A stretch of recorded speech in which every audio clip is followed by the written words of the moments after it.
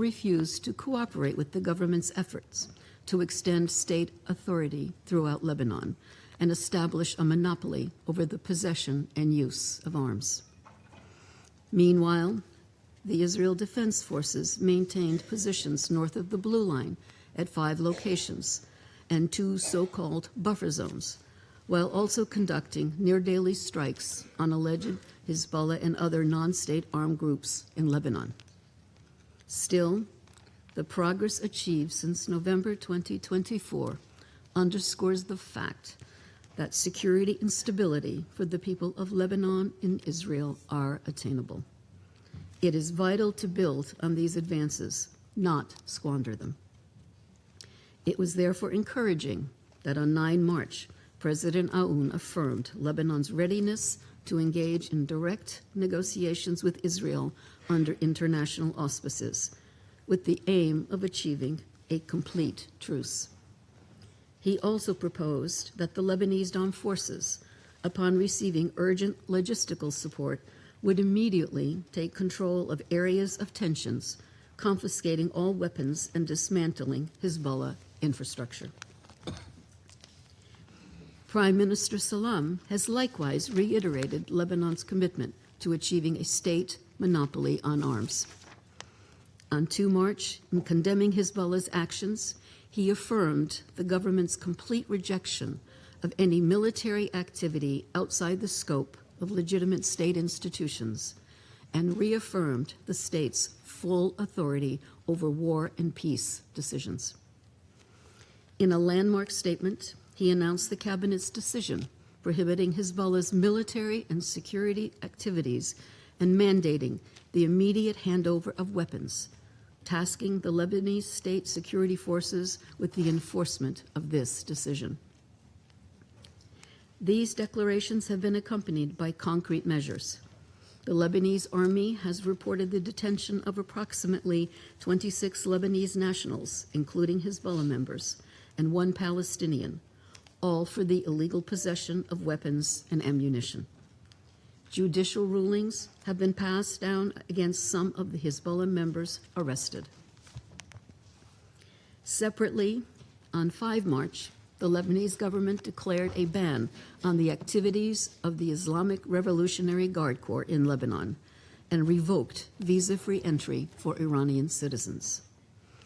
Mr. President, while more hard work will prove critical, such statements and actions are significant. They reflect a clear resolve of the Lebanese state, and they warrant the full support of this Council. The United Nations remains firmly committed to assisting all parties in meeting their responsibilities. To enable Lebanon to fulfill its obligations under Resolutions 1559 and 1701, an immediate de-escalation and cessation of violence is imperative. Hezbollah must cease its attacks on Israel and cooperate with the government's efforts to assert full state authority and establish a monopoly over weapons. Israel must halt its military campaign in Lebanon and withdraw its forces from Lebanese territory. The sovereignty and territorial integrity of both Lebanon and Israel must be upheld. All parties must respect their obligations under international law, including international humanitarian law. Civilians and civilian infrastructure must never be targeted. United Nations personnel must be protected. And the international community must scale up its support to the Lebanese state security services, particularly the Lebanese armed forces, to ensure they have the capacity and resources they critically require. The Secretary General continues to engage with member states to press for an end to this conflict. The Special Coordinator for Lebanon has been in contact with all relevant actors, including through a visit to Israel earlier this week, to advocate urgently for de-escalation and dialogue. As Undersecretary General Lacroix will report, UNIFIL peacekeepers remain in position along the Blue Line, often at great risk. To prevent further loss of life and to create the space for meaningful political engagement, violence must stop.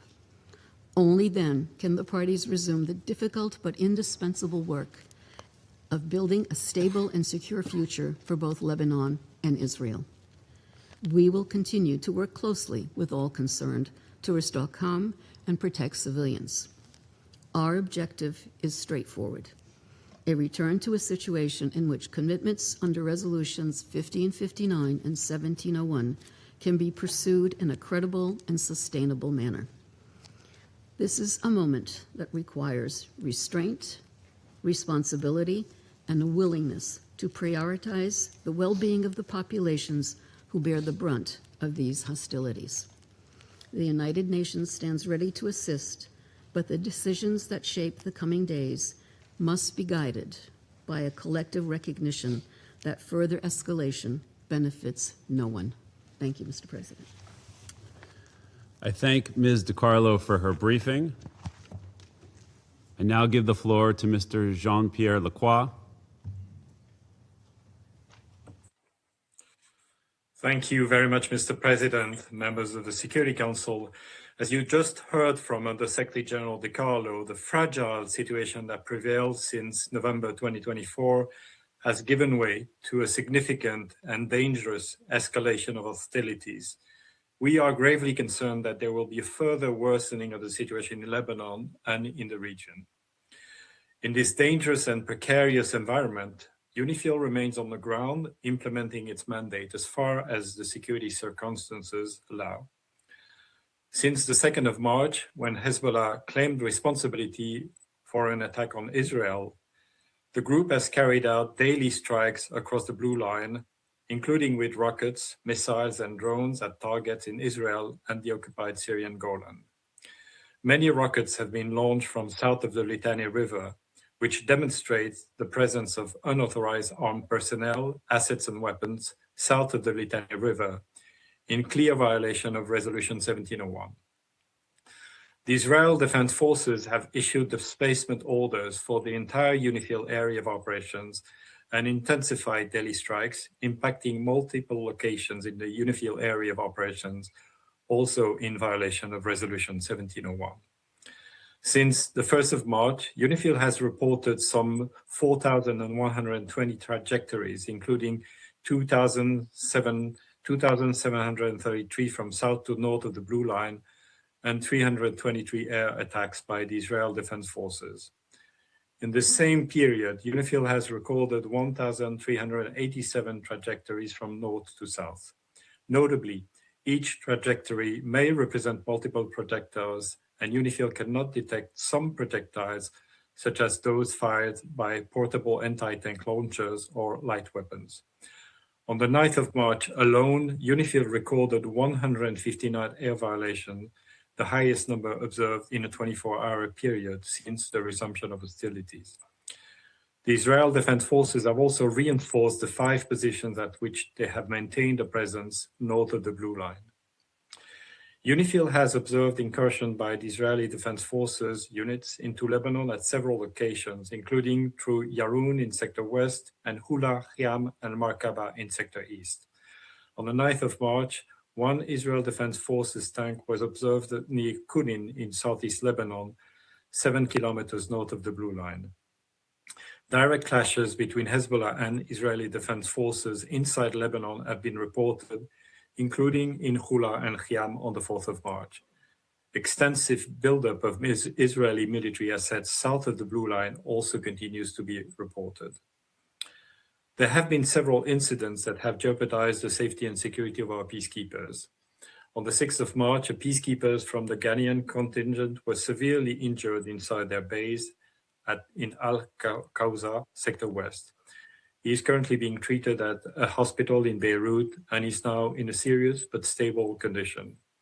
Several other peacekeepers were injured less seriously, while the base was heavily damaged in the resulting fires. We obviously wish a speedy recovery to all involved. A UNIFIL investigation is ongoing, including to determine the origin of the projectiles or munitions that impact the UN position. On the 7th of March, an Israel Defense Forces tank stopped in front of a UNIFIL observation post near Markaba in Sector East. Subsequently, the peacekeepers heard multiple rounds of small arms fire, and 2 of the post's perimeter lights were damaged. On the 8th of March, 2 loud explosions were heard near a UNIFIL headquarters in Nakura. Debris consistent with a drone or a rocket, as well as remnants of an Iron Dome interception, fell inside the UNIFIL camp. No injuries were reported. Mr. President, our peacekeepers have remained in position in line with the mandate this Council has provided, while continuously reassessing the force's posture against prevailing risks. UNIFIL continues to maintain constant contact with the parties to avoid misunderstandings, deconflict, and de-escalate where possible. All parties bear a clear and unequivocal responsibility to ensure the safety and security of UN peacekeepers. We call on all actors on the ground to uphold this obligation and to refrain from any action that endangers UNIFIL peacekeepers.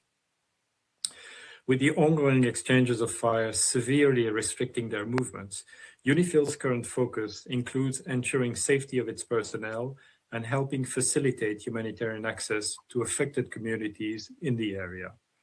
UNIFIL has supported the local community in line with its protection of civilians mandate, transporting dozens of civilians to safety from several villages in southern Lebanon, including children, older persons, and persons with disabilities, in close coordination with local authorities. On the 7th of March, UNIFIL assisted in evacuating 3 families from Sada in Sector East. On the 10th of March, at the request of the municipality of Alma al-Shab in Sector West, UNIFIL facilitated the safe movement of around 80 civilians who wished to leave the area. Peacekeepers have largely been confined to their bases, with some spending significant periods of time in shelter, which seriously impedes UNIFIL's freedom of movement and limits the mission's monitoring and reporting ability.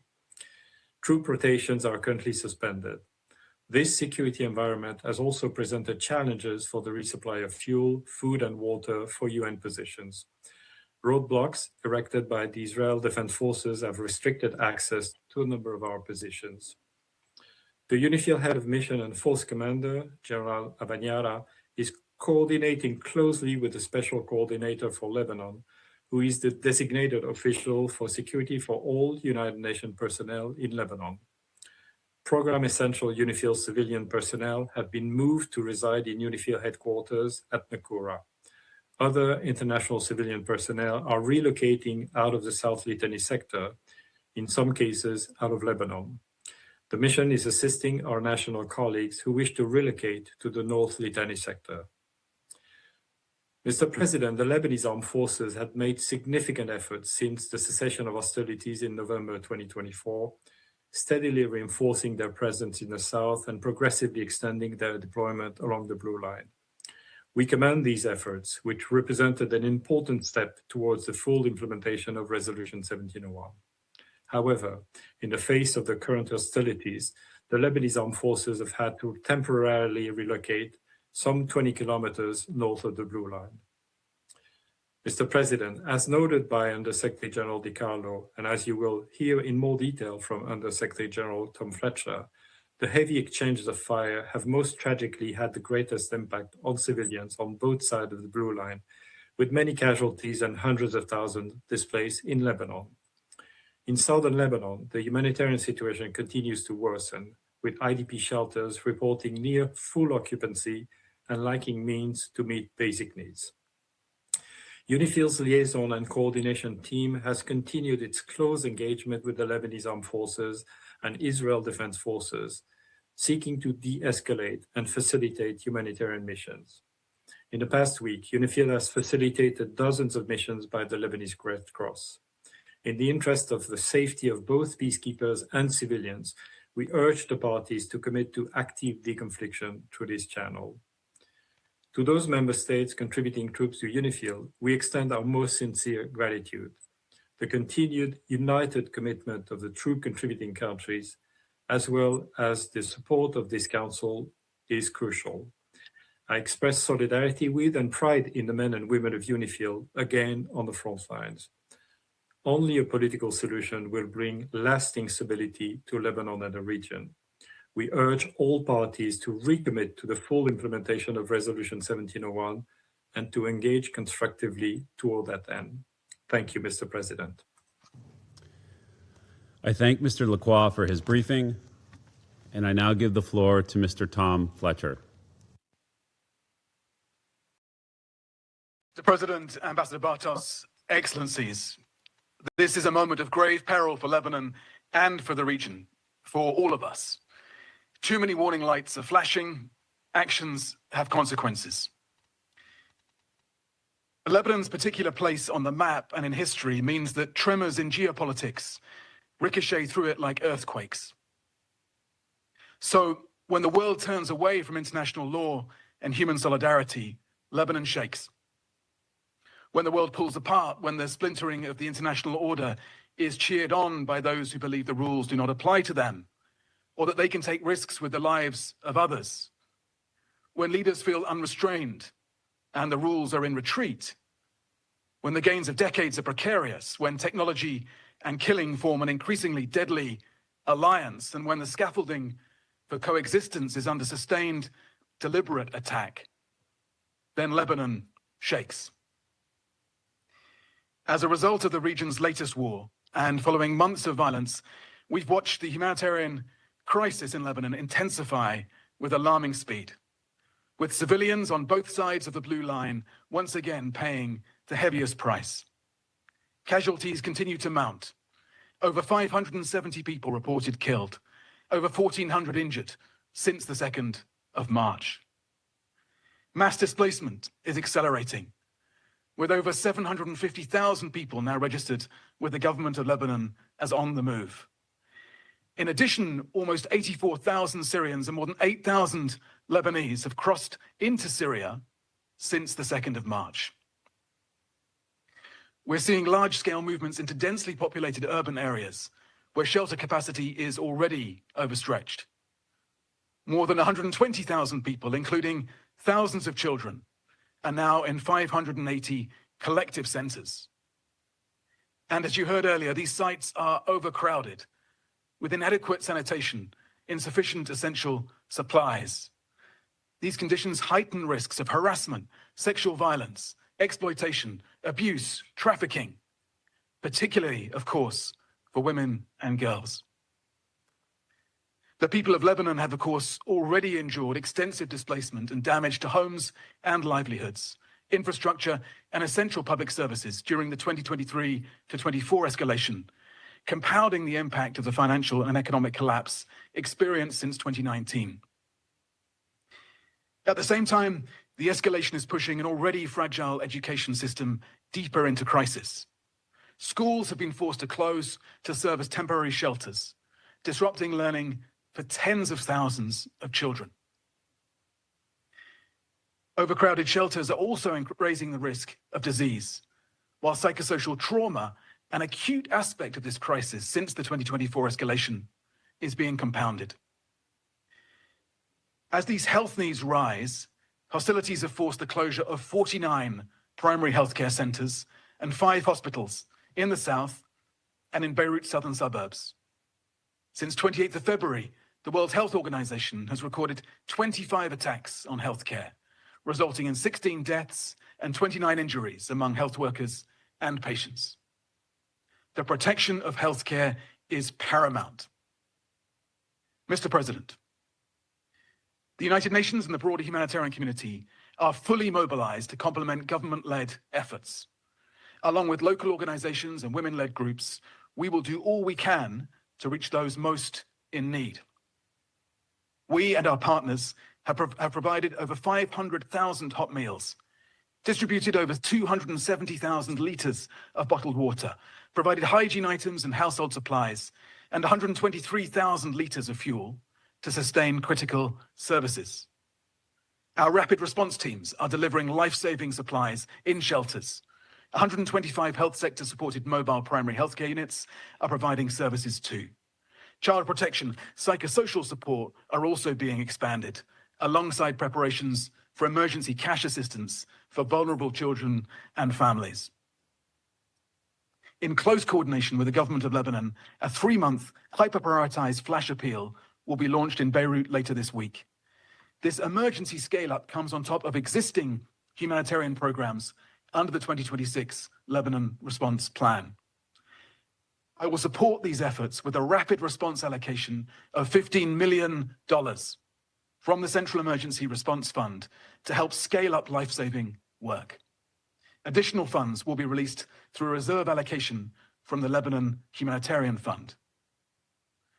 But our ability to reach people is tightening by the day.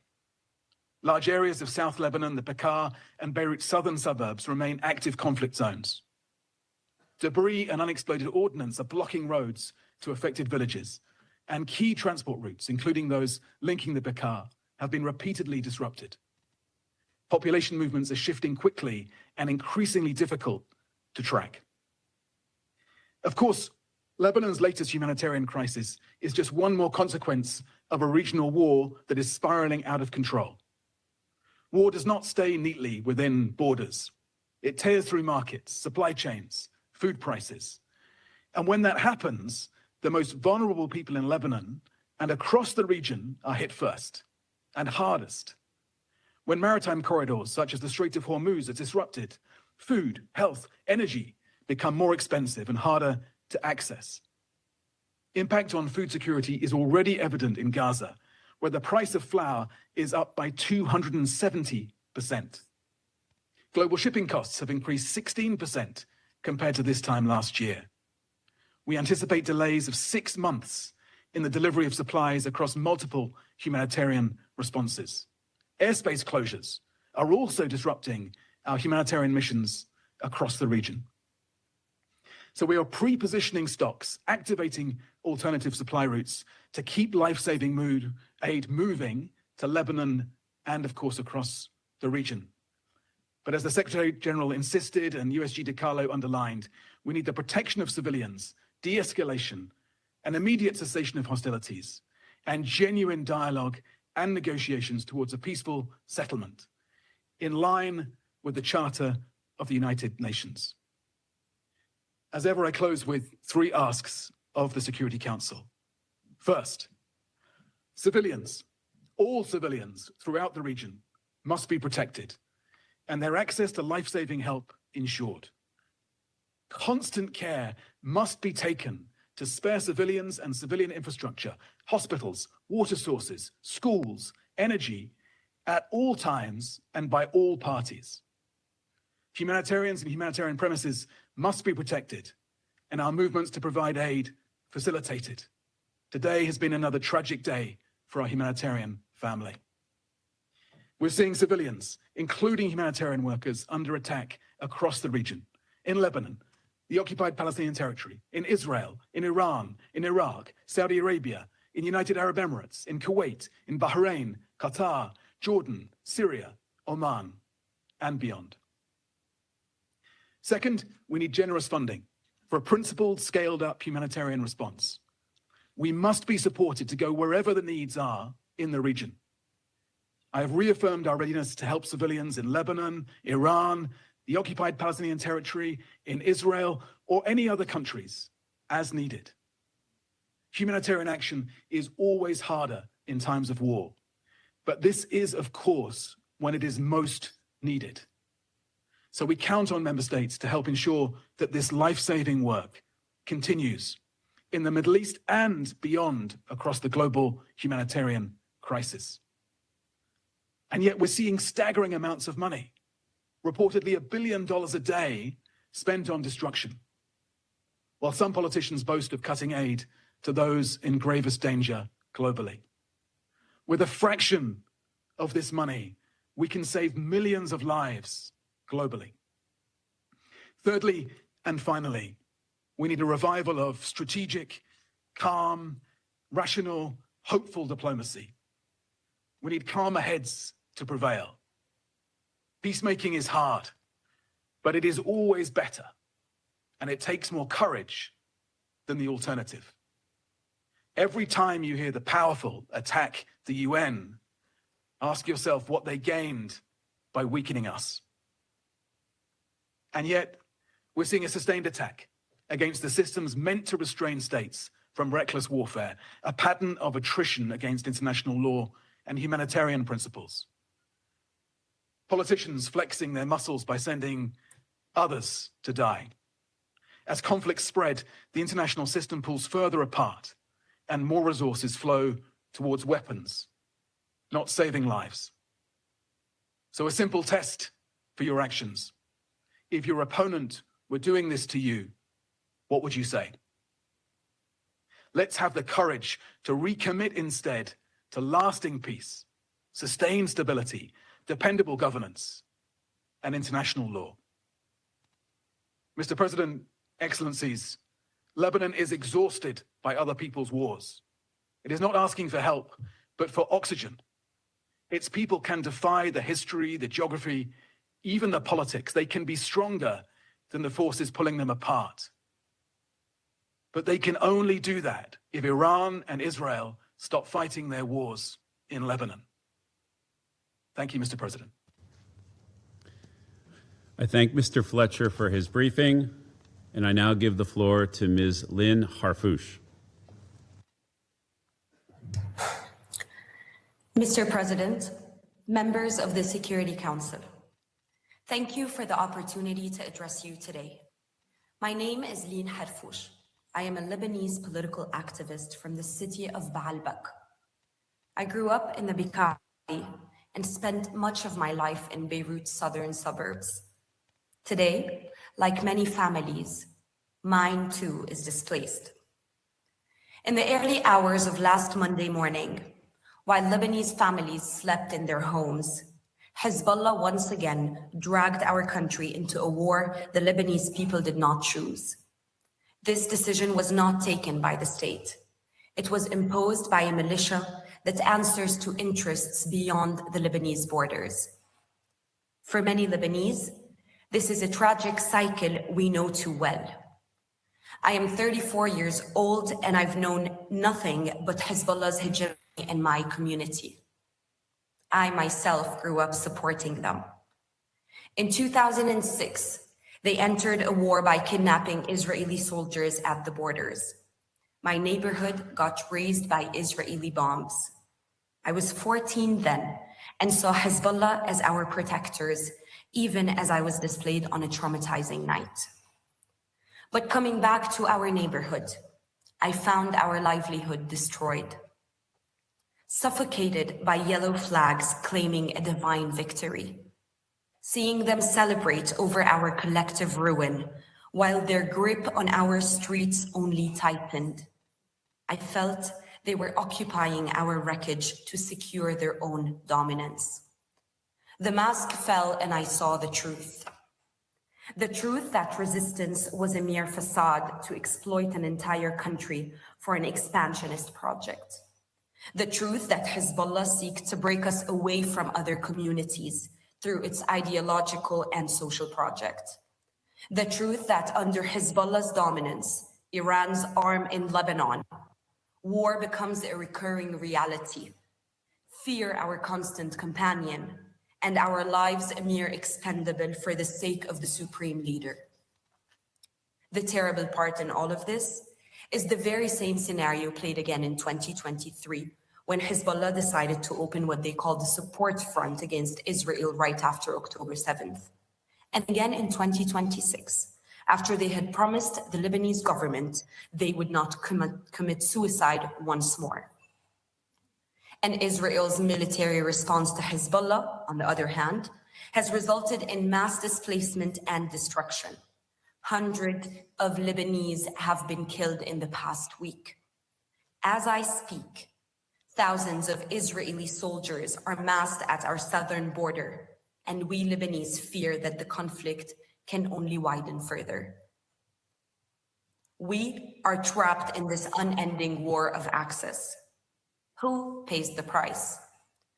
Not the men who deliver speeches about resistance from protected bunkers, but the mother carrying 2 sleeping children down the stairs at 1 a.m, but the elderly in Baalbek, the families in Nabatiyeh, and all the displaced now sleeping in cars, sidewalks, or in overcrowded shelters. According to latest figures, the number of internally displaced people has reached almost 1 million.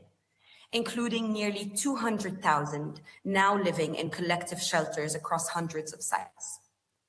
For a country already battered by economic collapse, this is a disaster, one that needs to be addressed urgently by helping the Lebanese government. Yet, the answer to this humanitarian crisis cannot only be humanitarian. It needs to be political. At its core, Lebanon's crisis is one of sovereignty, accountability, and a weakened state. No society can rebuild, no economy can recover, and no youth can build a future when a country's fate is controlled by a suicidal fraction. Mr. President, members of the Security Council, I was raised in the very environment from which Hezbollah claims its legitimacy. I know its language. I know its threats. I know the fear it creates when people are told that silence is loyalty and obedience is dignity. But there is no dignity in radicalizing entire communities to serve Iran's theocratic regime through its doctrine, Wilayat al-Faqih.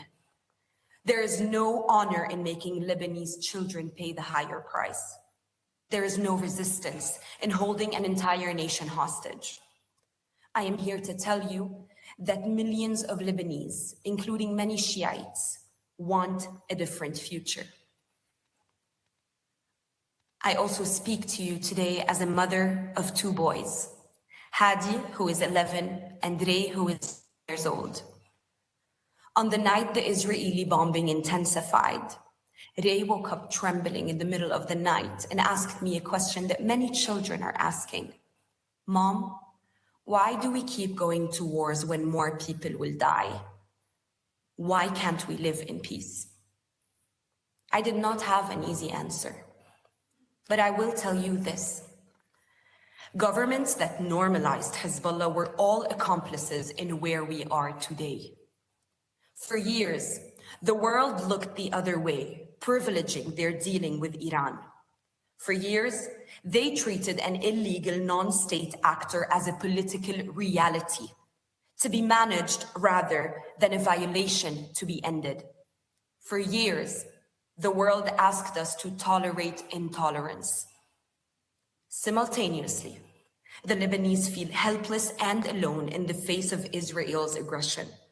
Dismissing international law, the global community has validated the rule of the strongest. This double standard has turned Lebanon into a graveyard for the very principles this council was built to uphold. We were told that accepting this parallel reality was the price of stability. But look at where that fragile stability has led us and the whole region. Today, I speak in the name of most Lebanese when I say, we don't want this stability. We want a solution. What is common sense and minimum norms of living in your countries are still a matter of discussion and disagreements in mine. Although for decades, the international community has outlined the framework needed to address this problem. Security Council resolutions 1559 and 1701 clearly affirm that there must be no weapons outside the authority of the Lebanese state, and that armed militias must be disarmed. These resolutions are not abstract principles. They are the internationally recognized roadmap for restoring stability and state authority in Lebanon. But they failed, and they failed because of the recklessness of some and the false promises of others. Today, the Lebanese government has begun to take important steps in this direction. Decisions have been made to outlaw unauthorized military and security activities of Hezbollah. Today, there is a growing recognition within the Lebanese institutions to reclaim the monopoly of arms and with it, national decision-making. At the center of this effort stands the Lebanese armed forces. The Lebanese armed forces are the sole legitimate defender of the country. Their success is not only a Lebanese priority. It is the only viable path to preventing Lebanon from becoming a permanent gray zone of proxy warfare in the region. help them disarm Hezbollah and prevent Iranian interference and dominance, and protect our Lebanese borders from Israeli invasion. Supporting the Lebanese armed forces should therefore not be viewed as charity or assistance. It is an investment in regional stability. A couple of days ago, our President and Prime Minister launched a diplomatic initiative towards Israel. They laid the ground to the only solution to this war, ending the daily Israeli aggressions, obtaining their total withdrawal from our land, and allowing our people to return to their homes, while guaranteeing Hezbollah's disarmament. They even went further by suggesting to end the 80-year-old state of war between Lebanon and Israel. Because we Lebanese want to live in peace. Because we Lebanese deserve peace. A sustainable peace based on justice that would allow us to have a future, to have a life, a simple one, without fear, in which we can aim for our prosperity and well-being like other people. A life to live, not only to survive. Lebanon, Mr. President, is not a mere geographic entity for this council to manage. It is a founding member of the United Nations that contributed to drafting the Universal Declaration of Human Rights. It's an idea of liberty and diversity that shouldn't fail, that cannot fail. Mr. President, members of the Council, I wish I could have been personally with you today, so I can look in the eyes of those who played a role in this turmoil and tell them what our ambassador Ghassan Touaini once said in the same room in 1978. Let my people live. Thank you.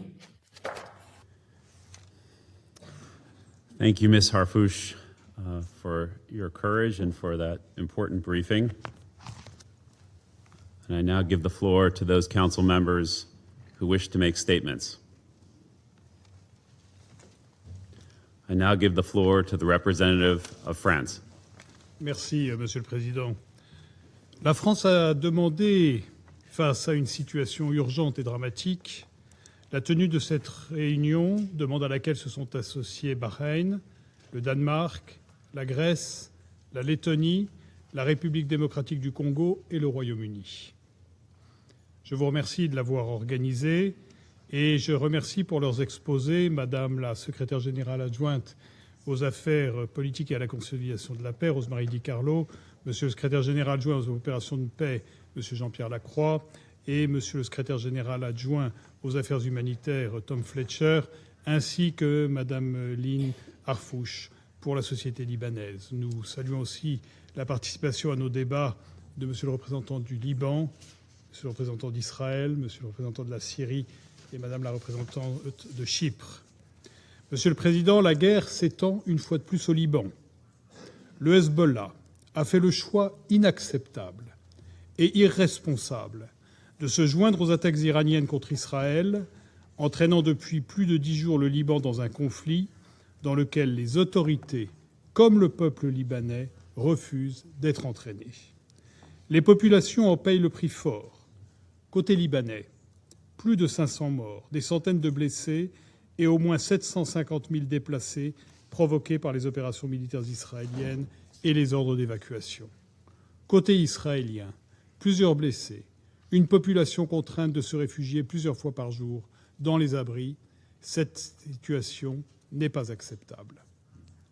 La France apporte tout son soutien aux autorités libanaises et à la décision courageuse qu'elles ont prise, le 2 mars, d'interdire absolument les activités militaires et de sécurité du Hezbollah. Elle les appelle à mettre en œuvre sans plus attendre ces décisions essentielles. Le Hezbollah doit mettre un terme immédiat à ses attaques contre Israël. Il doit remettre ses armes. Il doit cesser de prendre en otage le peuple libanais au service d'une guerre conduite par Téhéran contre Israël. De son côté, Israël doit respecter la souveraineté et l'intégrité territoriale du Liban et renoncer à toute intervention terrestre d'envergure et à toute occupation durable du territoire libanais, dont l'histoire montre qu'elle ne ferait, ces interventions, cette occupation, qu'offrir un foyer à de nouvelles instabilités plutôt qu'à une paix durable. Les civils, qu'ils soient libanais ou israéliens, ne sauraient en aucun cas être pris pour cible. Le respect des règles du droit international humanitaire encadrant la conduite des hostilités, en particulier les principes de distinction, de proportionnalité et de précaution, ce respect est essentiel pour que soit assurée la protection des populations civiles et des infrastructures civiles en toutes circonstances. Les attaques délibérées contre la FINUL sont inacceptables. La France condamne avec la plus grande fermeté celle du 6 mars 2026, à l'issue de laquelle 3 casques bleus ghanéens ont été blessés. Et nous exprimons toute notre solidarité à l'égard du Ghana. La protection des casques bleus doit être garantie en toutes circonstances et par toutes les parties. Dans ce contexte difficile, la France salue le courage, le professionnalisme et l'engagement des personnels de la force et de tous les pays contributeurs de troupes. Monsieur le Président, la poursuite de la guerre n'est pas une fatalité et une solution diplomatique est possible. Nous poursuivons nos échanges, y compris au niveau du Président de la République, avec les autorités libanaises et israéliennes, afin de parvenir à une désescalade. Nous appuyons les efforts de médiation de l'ONU. La voie à suivre est claire. Mettre pleinement en œuvre l'accord de cessez-le-feu du 26 novembre 2024, ainsi que la résolution 1701 du Conseil de sécurité, en continuant de s'appuyer sur le mécanisme mis en place en novembre 2024. C'est ce cadre reconnu par les parties qui pourra permettre de stabiliser la situation le long de la ligne bleue, d'offrir des garanties de sécurité aux deux pays et de restaurer l'intégrité territoriale du Liban. Nous saluons dans cette perspective la proposition du président Aoun de relancer des négociations directes entre le Liban et Israël. Il nous faut dans le même temps, dès à présent, venir en aide collectivement au peuple libanais, auquel nous exprimons toute notre solidarité. La France est pleinement mobilisée pour atteindre cet objectif. Nous avons déjà accordé une aide d'urgence de 6 millions d'euros aux organisations humanitaires présentes sur place, dont le Haut-Commissariat pour les réfugiés, et nous saluons l'engagement humanitaire de l'ONU. La France permettra l'acheminement de plusieurs dizaines de tonnes de frais humanitaires prochainement, dont des médicaments. Par ailleurs, la France finance la mise en œuvre de projets de terrain visant à répondre aux besoins essentiels des populations déplacées. Ces projets s'inscriront dans le cadre des efforts engagés par le gouvernement libanais pour répondre à la crise. Enfin, il est crucial d'intensifier le soutien aux forces armées libanaises, qui ont pour mission, dans ce contexte difficile, de poursuivre le désarmement du Hezbollah. La France a annoncé la livraison de véhicules blindés à destination des FAL afin de les soutenir dans cette mission. La France reste résolument engagée en faveur de la souveraineté et de la stabilité du Liban et elle organisera à Paris, dès que la situation le permettra, la conférence internationale destinée à renforcer les forces armées libanaises. Je vous remercie. I thank the representative of France for the statement, and I now give the floor to the representative of the United Kingdom. Thank you, President. I thank Under-Secretary Generals De Carlo, Lacroix and Fletcher for briefing us today, as well as Ms. Harfouche for your powerful testimony. I also welcome the participation of the permanent representatives of Lebanon and other countries of the region in our meeting. President, the United Kingdom joined the call for this meeting alongside European and other partners to address the serious escalation of violence across the Blue Line and in Lebanon. We strongly condemn Lebanese Hezbollah's ongoing attacks against Israel and the region, which must cease. These actions, on behalf of the Iranian regime, have cost lives and have once again drawn Lebanese civilians into a conflict they do not want. As we heard from the briefers today, the escalating violence has already had a devastating impact on civilians on both sides of the Blue Line. We do not want to see a widening conflict in Lebanon. We are concerned by the civilian impact of Israeli military action in Lebanon, including large-scale displacement. Access to essential and life-saving medical services is also becoming much more difficult, as we heard, with 5 hospitals reportedly closed due to the fighting. We call upon Israel to uphold its obligations under international law, including with regard to protection of civilians and civilian infrastructure. The United Kingdom is working closely with the Lebanese government and humanitarian partners to support those affected by the current escalation. President, the United Kingdom expresses its strong support to UNIFIL and urges respect for the mission's freedom of movement as it implements its mandate. We are deeply concerned by the 6 March strike on UNIFIL, which seriously injured several Ghanaian peacekeepers. I take this opportunity to express our hopes for their swift and full recovery from their injuries. We once again underscore that attacks on peacekeepers are completely unacceptable, and we urge all parties to ensure the safety and security of UNIFIL personnel in accordance with international law. In closing, the United Kingdom welcomes President Aoun's call for direct negotiations between the governments of Israel and Lebanon. We encourage both governments to engage diplomatically and work towards de-escalation and full implementation of Resolution 1701. We also commend the decision by the Lebanese government to ban all Hezbollah's military activities. We continue to support the Lebanese armed forces as the sole legitimate armed force in Lebanon. Expansion of the conflict across the Blue Line is in no one's interest and risks further destabilizing Lebanon and exacerbating the regional crisis. We are committed to playing a full diplomatic role in efforts to secure lasting peace and security for the people of Lebanon and the people of Israel. I thank you. I thank the representative of the United Kingdom for the statement, and I now give the floor to the representative of Denmark. Thank you, Mr. President. And let me also thank the 3 Undersecretary Generals for their sobering updates and Ms. Hafouche for important messages. Mr. President, the situation in the Middle East is extremely fragile. At this time of heightened tension, any escalation carries serious risk for regional peace and security. That is why Denmark was part of the call for this emergency meeting, together with France, Greece, Latvia, and the United Kingdom. Our message today is simple. There is an urgent need to de-escalate and to resume the cessation of hostilities agreement. Hezbollah's action risks dragging Lebanon into a broader regional war against the will and interest of the Lebanese government and the Lebanese people. We strongly condemn Hezbollah's decision to attack Israel and their support for Iran, and we call for all those attacks to cease immediately. On its part, Israel must exercise the right to self-defense in accordance with international law and abstain from further escalating the situation. We urge Israel to withdraw its forces from occupied areas in Lebanon in line with the November 2024 cessation of hostilities agreement. We call for respect for Lebanese sovereignty, territorial integrity, and independence in line with Resolution 1701. This will also allow for a gradual establishment of control by the Lebanese armed forces in southern Lebanon, paving the way for the exclusive state control with arms in the country. As a result of the recent outbreak of hostilities, in the past week alone, more than 550 Lebanese civilians have been killed.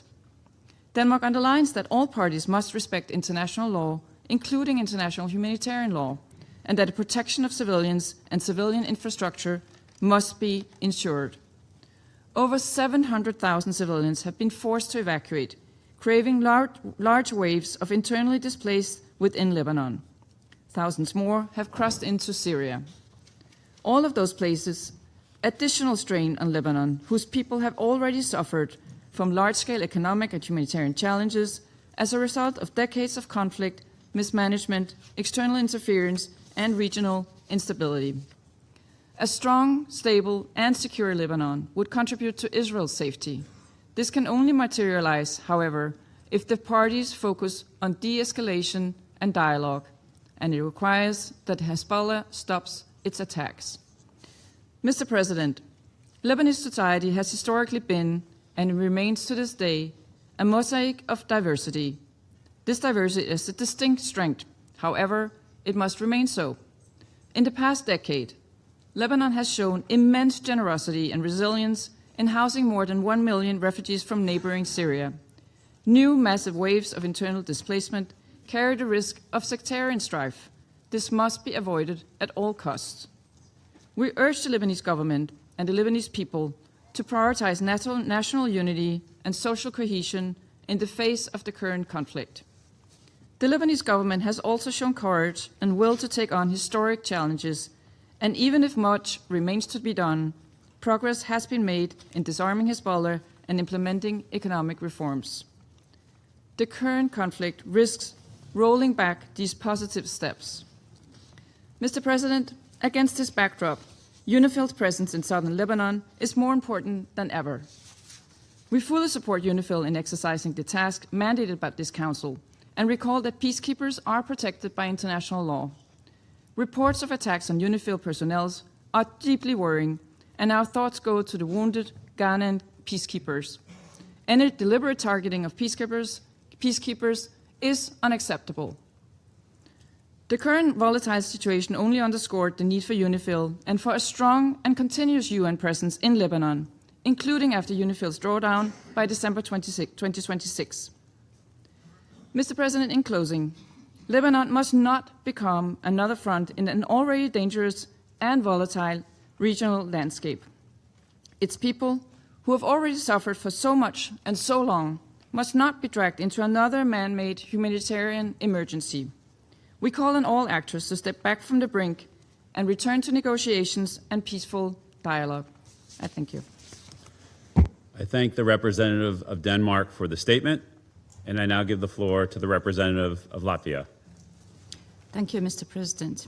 Allow me to begin by thanking the United States, the presidents of this Council, for convening this meeting on such a short notice. And Latvia also joined the call for this meeting to take place.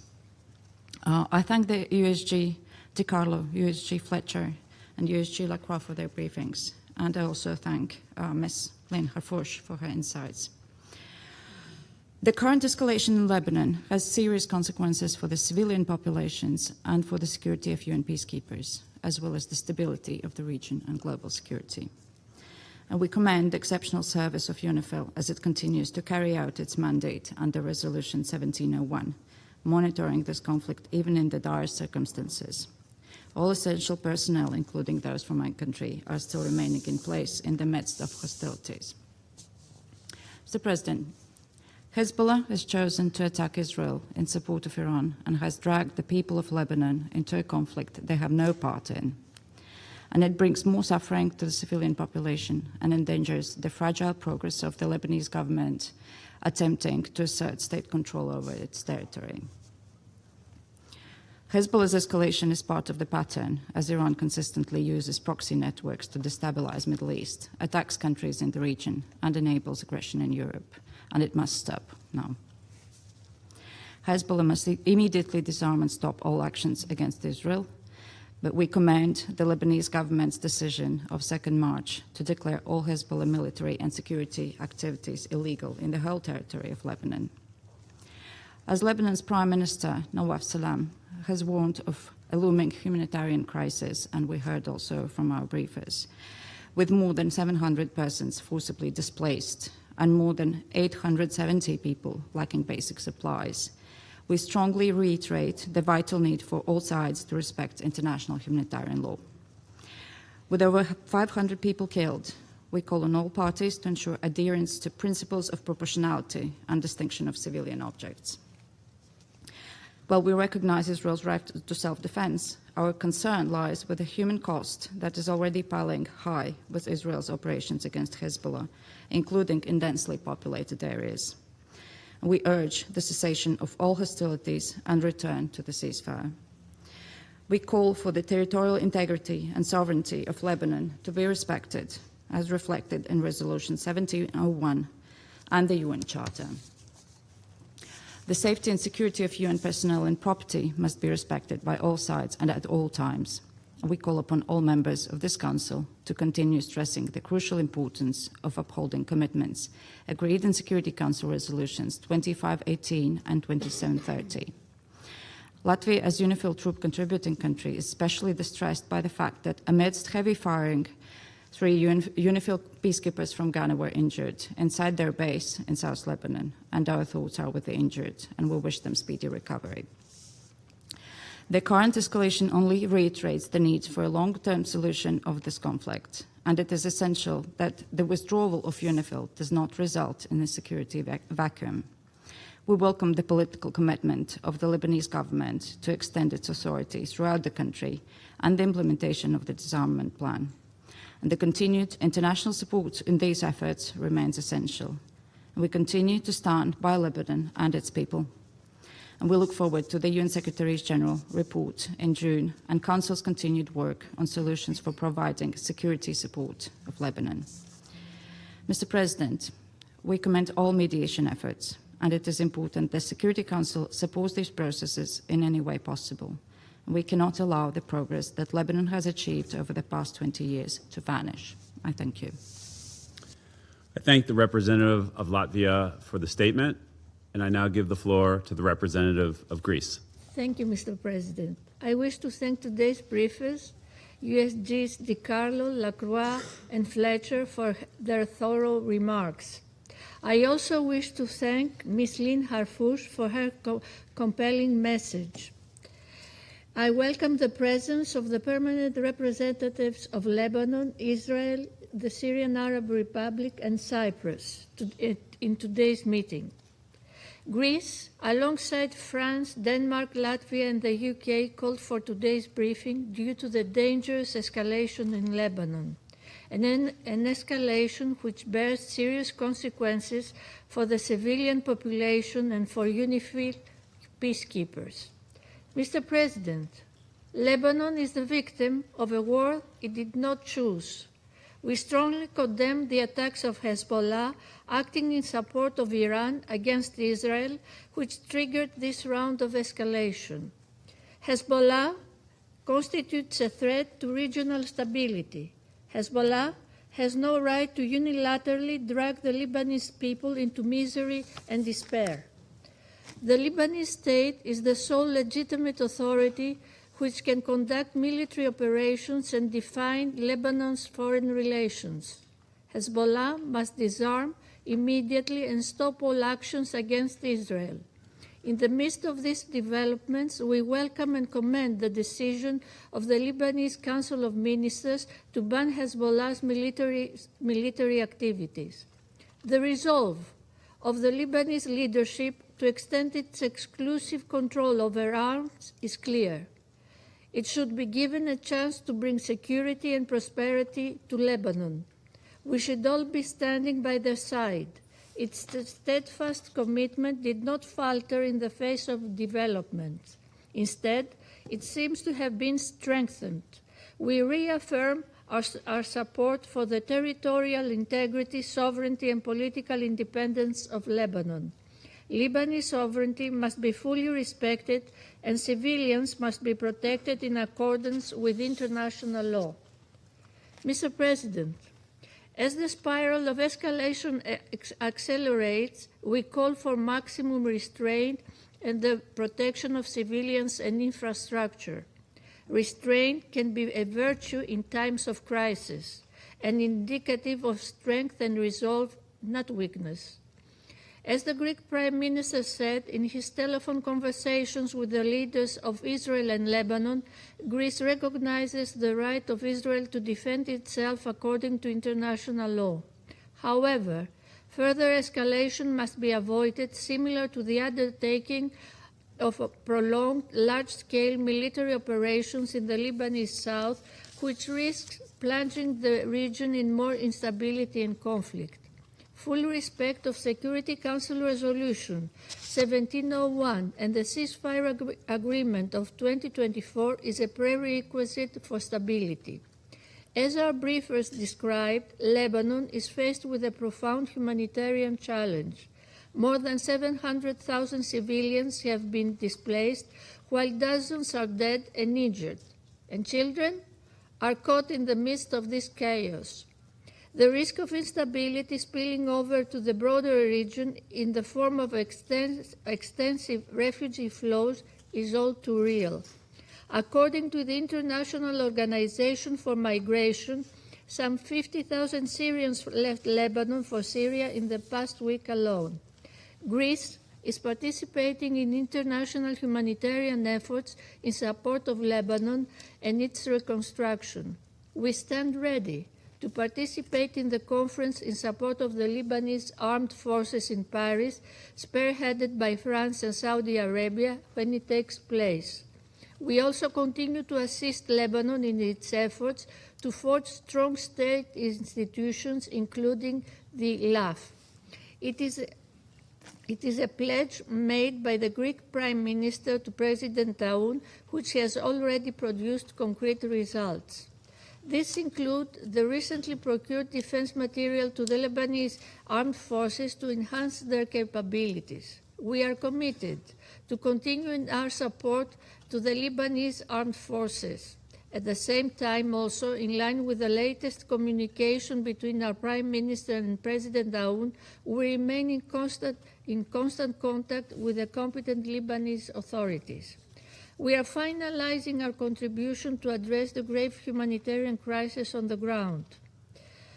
Mr. President, Greece condemns the incident resulting in the injury of 3 UNIFIL Ghanaian peacekeepers amidst heavy firing. The safety and security of UN personnel and property must be respected at all times. We call on parties to engage constructively through dialogue and diplomacy, potentially turning a crisis into an opportunity for long-term peaceful coexistence in the region. In this context, we welcome the Lebanese leadership's openness to engage diplomatically with Israel towards a peaceful settlement. In conclusion, as the Greek Prime Minister stated alongside the French and Cypriot presidents in the Republic of Cyprus yesterday, Lebanon, which we fully support, merits a better future, certainly one beyond the plans and purposes of other outside forces. I thank you. I thank the representative of Greece for the statement, and I now give the floor to the representative of the Russian Federation. Признательны заместителю генсекретаря ООН по политическим вопросам и миростроительству госпоже Розмари Ди Карло, заместителю генерального секретаря по операциям в пользу мира господину Жану Пьеру Лакруа и заместителю генерального секретаря по гуманитарным вопросам господину Тому Флетчеру за обстоятельные доклады по ситуации в Ливане. Внимательно выслушали представителя гражданского общества. Господин председатель, сегодняшнее внеочередное заседание Совета Безопасности в связи с новым витком конфронтации в Ливане проходит на фоне и в прямой увязке с беспрецедентным обострением общей обстановки на Ближнем Востоке, вызванного продолжающейся агрессией США и Израиля против Ирана. Как бы ни старались наши западные партнеры вывернуть все наизнанку и исказить суть происходящего, но именно американо-израильская военная авантюра все глубже погружает обширный регион в хаос, унося все большее число человеческих жизней и нанося непоправимый ущерб объектам гражданской инфраструктуры. Тяжелейшие последствия уже ощущают на себе многие дружественные нам ближневосточные страны. К сожалению, не стала исключением и Ливанская республика, вновь подвергшаяся масштабным ударам со стороны Израиля. Показательно, что еще до нынешнего обострения в израильском руководстве неоднократно и открыто угрожали Ливану возобновлением масштабных боевых действий. Судя по публичным комментариям представителей Генштаба ВС Израиля, планы по зачистке ливанской территории вынашивались давно. Одновременно израильтяне постоянно нарушали достигнутые при посредничестве США и Франции договоренности от 1924 года, как в части отвода своих подразделений к югу от Голубой линии, так и в плане прекращения произвольных атак и ударов по ливанской территории. Господин председатель, хотели бы подчеркнуть, что мы всегда разделяли и по-прежнему понимаем законные озабоченности израильских партнеров по вопросам обеспечения безопасности страны. С пониманием относимся и к мотивам, побудившим Западный Иерусалим начать военную операцию против Ливана. Совершенная 2 марта военная акция против Израиля и последовавшие за ней ракетно-дроновые атаки на центральную часть страны не могут не вызывать тревогу и крайнее беспокойство. В то же время считаем, что предпринимаемые на протяжении почти 10 дней ответные действия Цахал носят непропорциональный и чрезмерный характер. Как следует из регулярных сводок секретариата ООН, израильтяне игнорируют нормы международного гуманитарного права, осуществляют удары, в том числе по гражданским объектам, что ведет к многочисленным жертвам среди мирного населения. Только за последние 4 дня израильская армия атаковала свыше 60 населенных пунктов. Наглядно о непропорциональности ответа Западного Иерусалима говорит статистика жертв ползучего израильского вторжения. По данным Минздрава Ливана, со 2 марта погибли порядка 600 человек, включая 80 детей. Число раненых исчисляется сотнями. Одновременно, практически ежедневно, израильское командование публикует эвакуационные предупреждения для густонаселенных районов Ливана, включая южные и столичные пригороды, что вызывает массовую панику у местных жителей. Сотни тысяч людей вынуждены покидать свои дома в поисках убежища. Число внутренне перемещенных лиц оценивается в 800 тысяч человек, которые в условиях острых социально-экономических проблем Ливана неминуемо столкнутся с проблемами доступа к базовым потребностям, включая продукты питания. Господин председатель, продолжающаяся эскалация, помимо тяжелых гуманитарных последствий, ставит под угрозу защиту и сохранность объектов культурного значения в Ливане. В рамках прошлых израильских военных кампаний мы стали свидетелями серьезных нарушений, разрушений исторических памятников Арабской Республики, в том числе объектов в Баальбеке и Тире, внесенных в список всемирного наследия ЮНЕСКО. Нынешняя же операция Израиля напрямую затронула действующий в координации с Россотрудничеством Дом русской культуры в городе Набате. 8 марта в результате целенаправленного ракетного удара пятиэтажное здание, на первом этаже которого располагался Дом русской культуры, было уничтожено. Решительно осуждаем произошедшую атаку, расценивая ее как акт военной агрессии против учреждения, действующего исключительно в гуманитарных и просветительских целях. В нем на протяжении долгого времени занимались в том числе и ливанские дети. Никакой военной активности там не осуществлялось. Вновь предупреждаем о неприемлемости неизбирательных ударов по гражданским объектам и дипломатическим представительствам в Ливанской Республике. 8 марта были убиты 4 сотрудников посольства Ирана в Бейруте. Вчера под удар попало генконсульство России в Исфагане. Осуждаем все нападения на диппредставительства, где бы они ни происходили. Недопустимым видится и нападение на персонал временных сил ООН в Ливане, дислоцированных на юге страны. В данном контексте присоединяемся к позиции генсекретаря ООН, осудившего 6 марта инцидент против контингентов СООНУ, в ходе которого 3 ганских военнослужащих получили ранения. Желаем им скорейшего выздоровления и выступаем за безусловное обеспечение гарантий безопасности голубых касок. Господин председатель, в нынешних взрывоопасных условиях призываем Западный Иерусалим отказаться от силовых методов взаимодействия с Ливаном и вернуться к выполнению взятых на себя международно-правовых обязательств, в том числе согласно резолюции СБ 1701. Вместо пагубной линии на конфронтацию израильскому руководству пора прислушаться к позиции Бейрута в пользу срочной деэскалации и готовности к прямым переговорам с Израилем. Немаловажное значение в данном контексте имеет и взятый самими ливанскими властями курс на укрепление государственных институтов и установление контроля над всеми частями страны.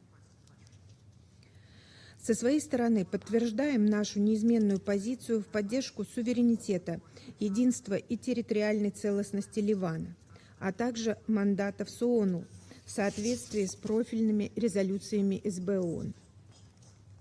Убеждены в безальтернативности скорейшей остановки боевых действий, возвращения к политико-гуманитарным усилиям и востребованности реальных шагов по прекращению большой войны на Ближнем Востоке.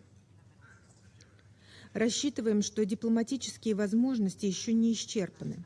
Стороны проявят необходимую политическую волю и откажутся от дальнейшего насилия. Именно этими задачами мы руководствовались при подготовке российского проекта резолюции СБ ООН в связи с эскалацией на Ближнем Востоке, который будет рассматриваться сегодня Советом Безопасности. Наш документ, в отличие от текста, который продвигается нашими бахрейнскими коллегами, носит неконфронтационный характер и на деле учитывает региональное измерение нынешних событий, в том числе страдания ливанского народа. Я благодарю за внимание.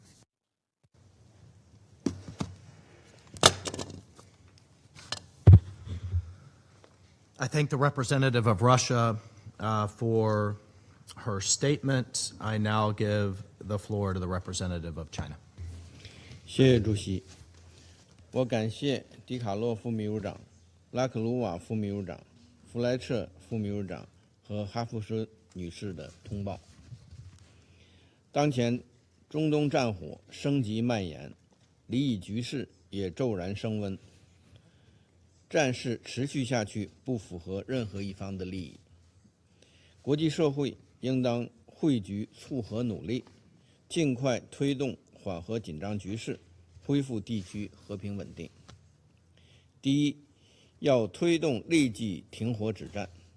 近期，真主党同以色列持续交火，以色列对黎巴嫩南部城镇和贝鲁特发动猛烈袭击，扩大对黎南部军事控制，已经导致570多人丧生，其中包括大量妇女儿童。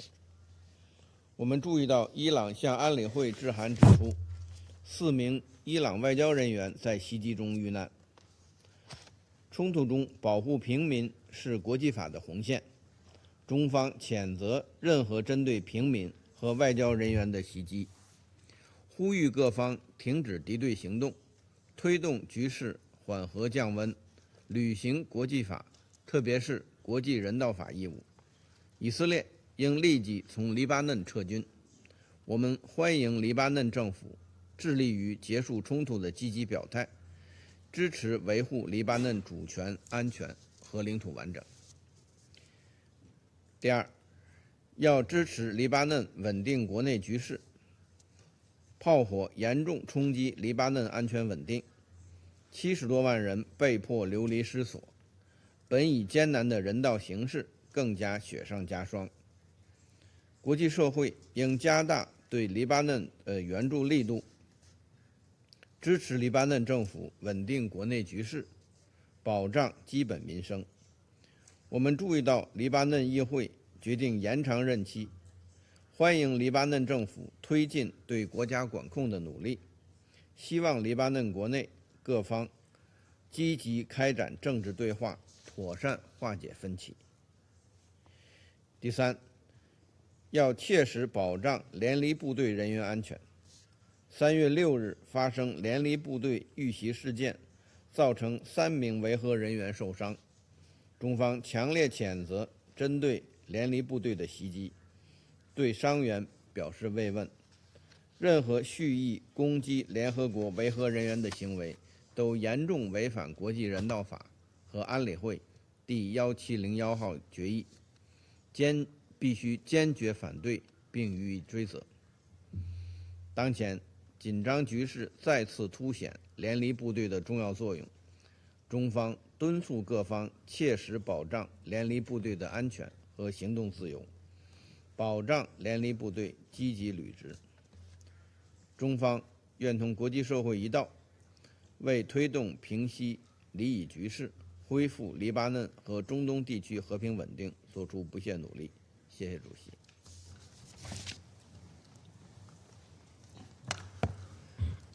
I thank the representative of China for his statement. I now give the floor to the representative of Bahrain.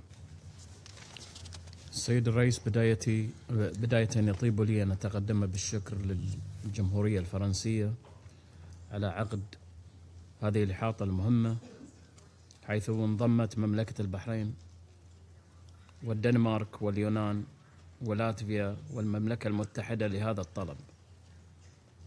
كما أشكر كل من السيدة روزماري دي كارلو وكيلة الأمين العام للشؤون السياسية وبناء السلام، والسيد توم فليتشر وكيل الأمين العام للشؤون الإنسانية ومنسق الإغاثة في حالات الطوارئ، والسيد جان بيير لاكوا وكيل الأمين العام لعمليات السلام، والسيدة لينا حرفوش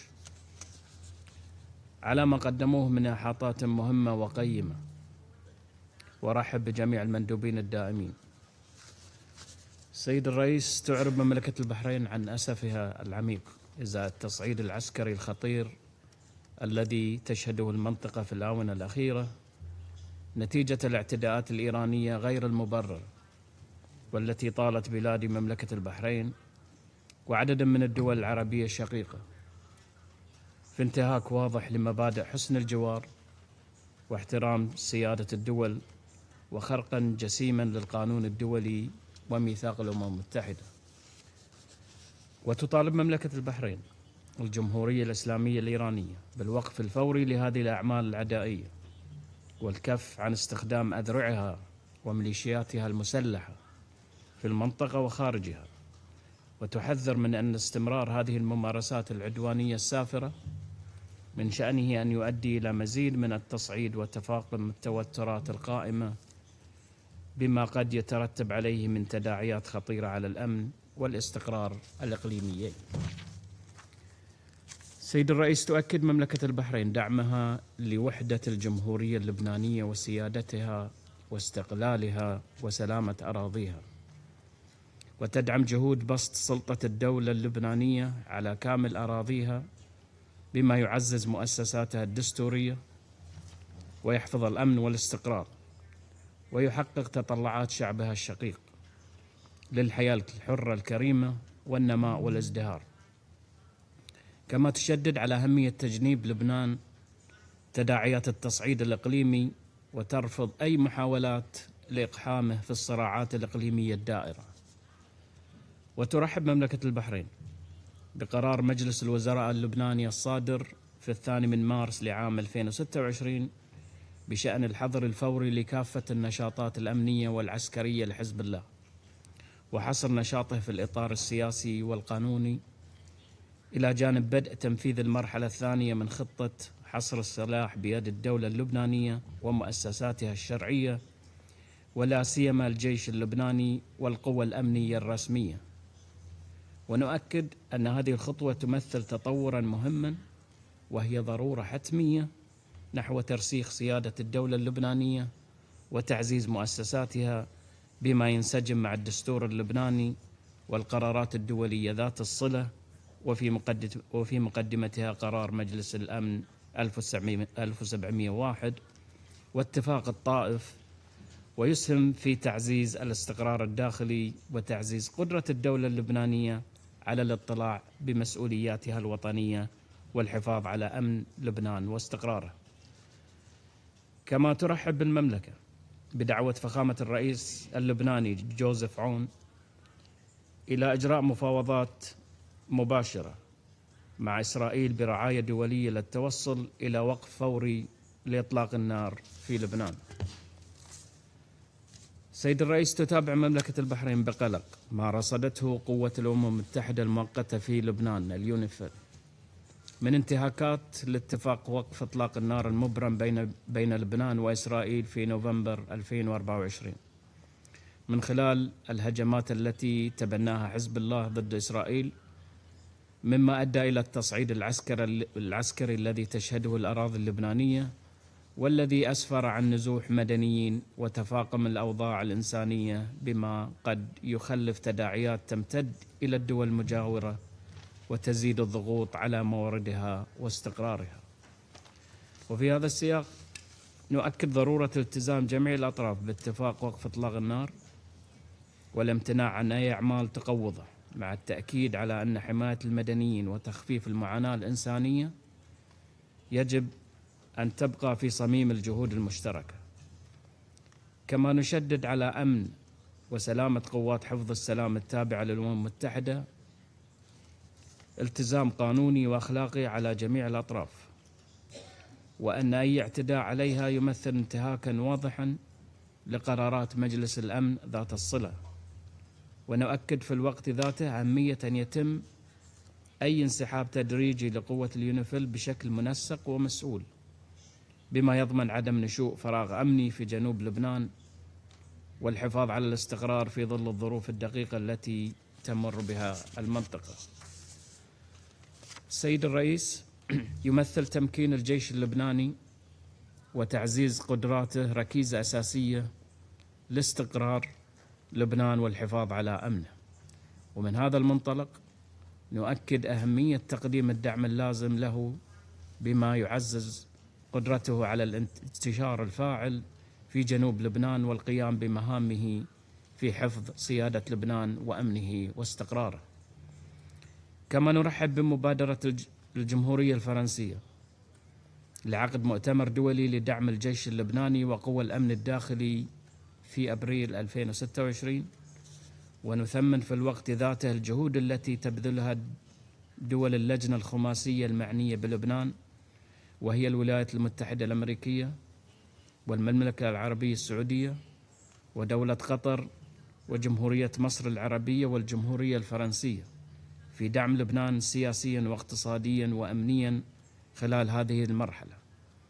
وفي الختام، تجدد مملكة البحرين تأكيدها أن استقرار لبنان وسيادته يمثلان مصلحة إقليمية ودولية مشتركة، وتدعو جميع الأطراف إلى الالتزام بالقرارات الدولية ذات الصلة واحترام اتفاق وقف إطلاق النار والعمل على تجنيب لبنان والمنطقة مزيدا من التصعيد.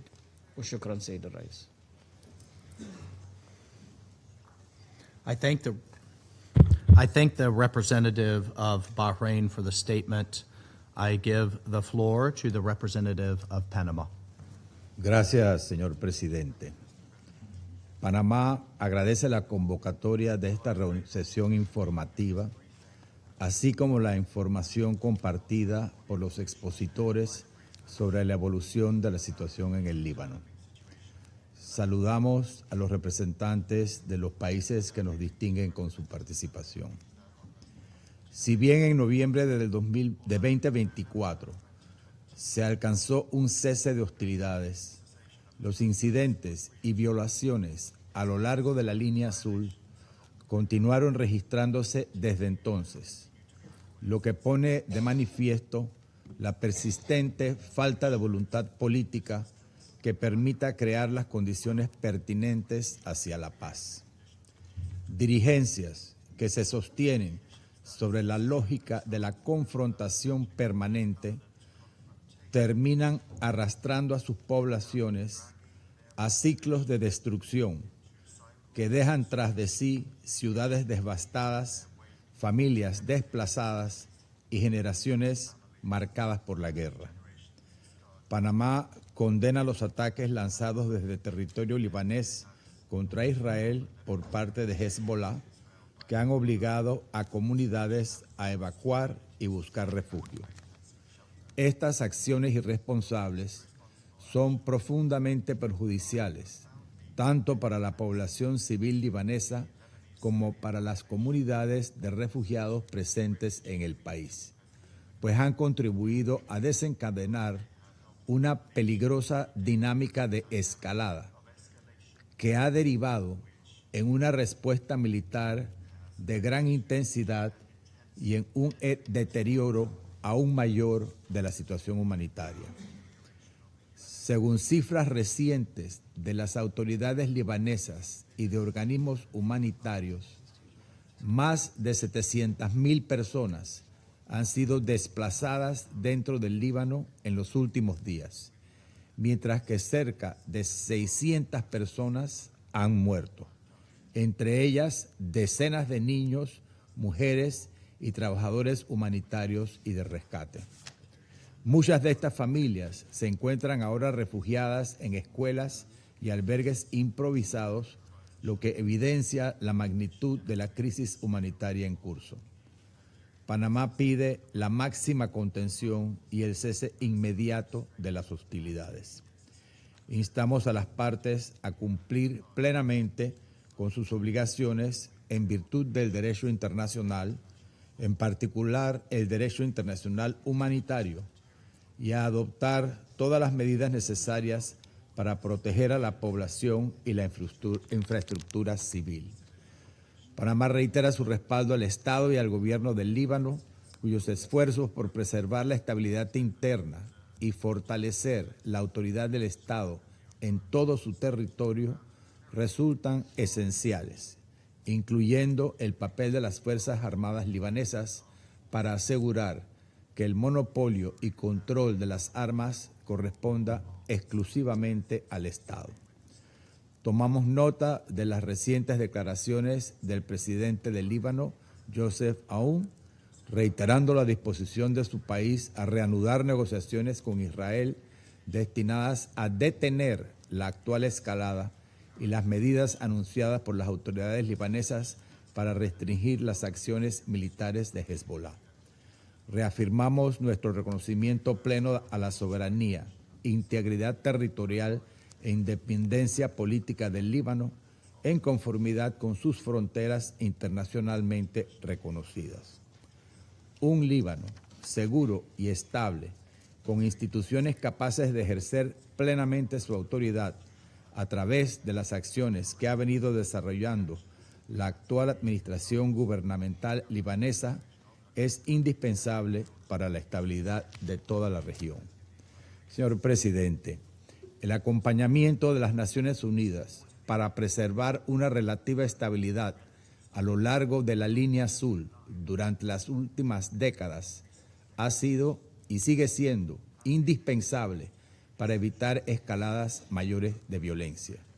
No obstante, en los últimos meses, la presencia de la Fuerza Provisional de las Naciones Unidas en el Líbano ha sufrido ataques en reiteradas ocasiones, aumentando así los riesgos para el personal y sus instalaciones, ataques que rechazamos enérgicamente. La semana pasada, 3 cascos azules del contingente de Ghana resultaron heridos mientras se encontraban dentro de una posición de la misión en el sur del Líbano. Los ataques o acciones que comprometen la seguridad e integridad del personal, las instalaciones y los bienes de las Naciones Unidas son inaceptables. Los cascos azules que cumplen mandatos de este Consejo, así como las posiciones e infraestructuras de la misión, deben ser respetados y protegidos en todo momento de conformidad con el derecho internacional. Panamá reitera su firme respaldo y apoyo a la labor de la Fuerza Provisional de las Naciones Unidas en el Líbano. Debemos recordar además que esa fuerza se encuentra en el último periodo de su mandato antes del proceso previsto de repliegue. Precisamente por ello resulta aún más importante preservar las condiciones de estabilidad en el terreno, asegurar la libertad de movimiento de la misión y permitirle cumplir plenamente las tareas que le ha encomendado este Consejo. Reiteramos el llamado urgente a la máxima contención y al cese inmediato de las hostilidades. Presidente, la situación actual vuelve a demostrar la importancia de la plena implementación y cumplimiento de la resolución 1701 del Consejo de Seguridad. Esta resolución sigue siendo el marco fundamental para garantizar la estabilidad a lo largo de la línea azul y avanzar hacia una solución duradera. Muchas gracias. I thank the representative of Panama for the statement. I give the floor to the representative of Pakistan. Thank you, Mr. President. I thank USG DiCarlo, USG Lacroix, USG Fletcher, and Ms. Harfouch for the comprehensive and valuable briefings.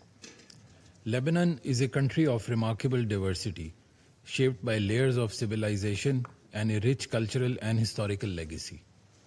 Its people have long shown resilience in the face of adversity, preserving a vibrant social fabric rooted in coexistence among communities and traditions.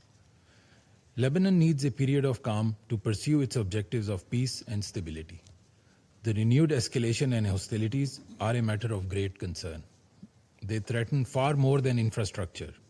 They endanger civilian life and risk reversing the fragile political and security progress Lebanon had begun to make preceding the current crisis. In this context, allow me to make 4 points. First, Pakistan reiterates its full support for the sovereignty, unity, and territorial integrity of Lebanon.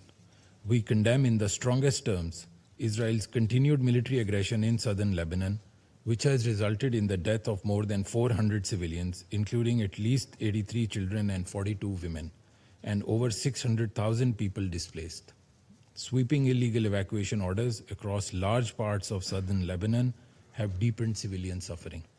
The large-scale destruction of civilian infrastructure and the blatant disregard for international humanitarian law must cease immediately. Second, the use of force must remain the exclusive prerogative of the Lebanese state through its legitimate institutions. In this regard, the Lebanese armed forces play a central role, and Pakistan supports efforts to strengthen their capacity and operational effectiveness. Pakistan welcomes the efforts of the government of Lebanon to restore stability and strengthen state authority, including the cabinet decision of 2nd March to reinforce national security structures. We also note Lebanon's de-escalation initiatives, including the 4-point plan advanced by its leadership to restore calm and stability.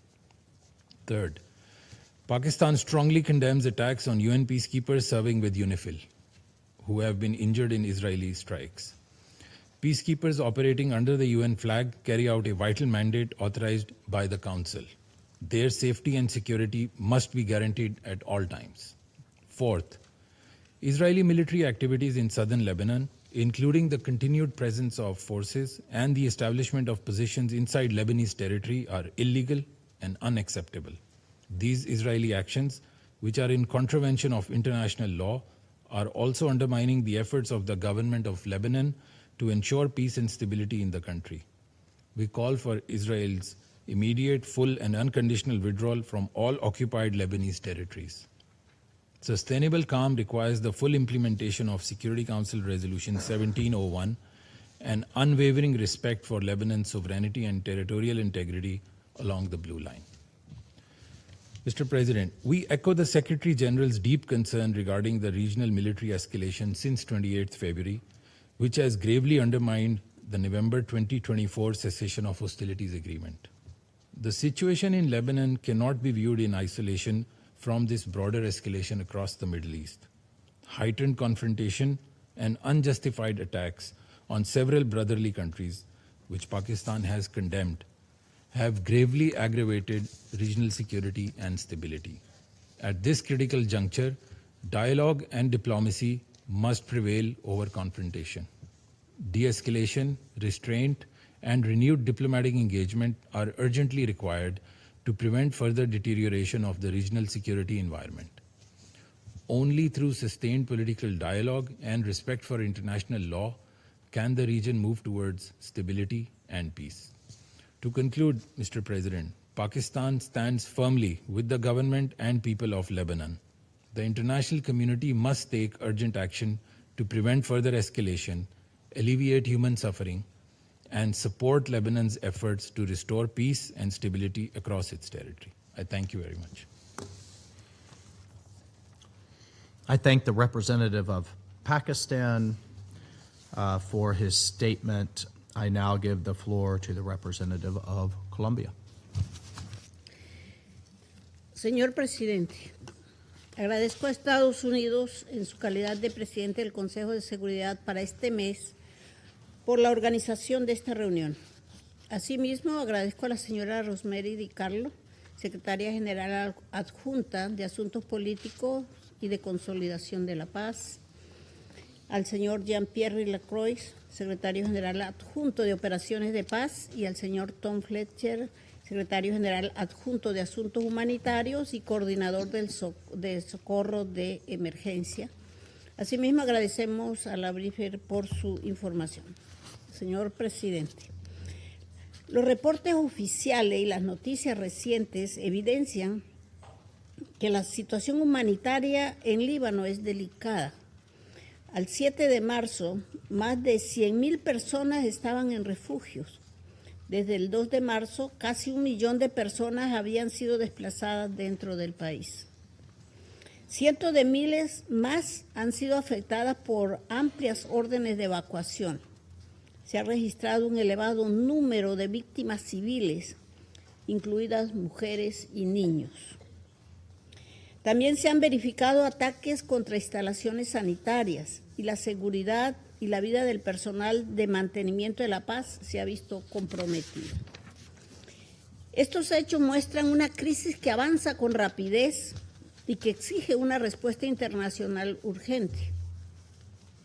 En los últimos 2 años hemos sido testigos de cómo, justamente en esta región, el uso de la fuerza y el desdén por el derecho internacional pueden afectar la vida de millones de personas.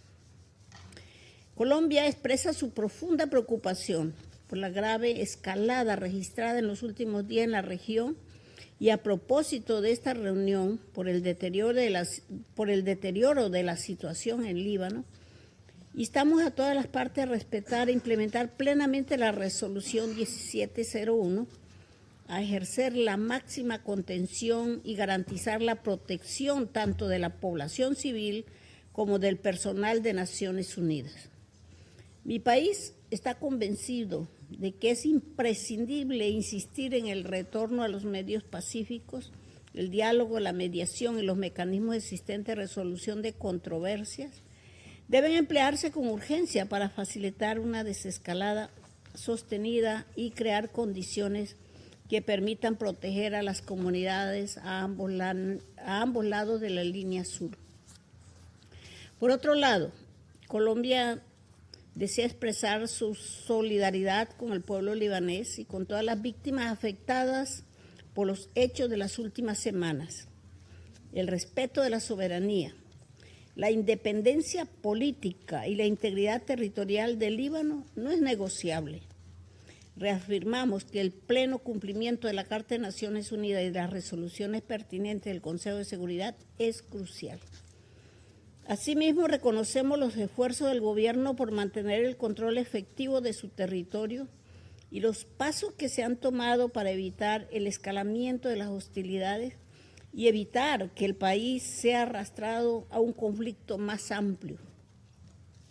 Las decisiones recientes del gobierno libanés, incluyendo la propuesta de 4 puntos anunciada por su presidente, son expresiones del esfuerzo por lograr una desescalada rápida de la situación y proteger a su población.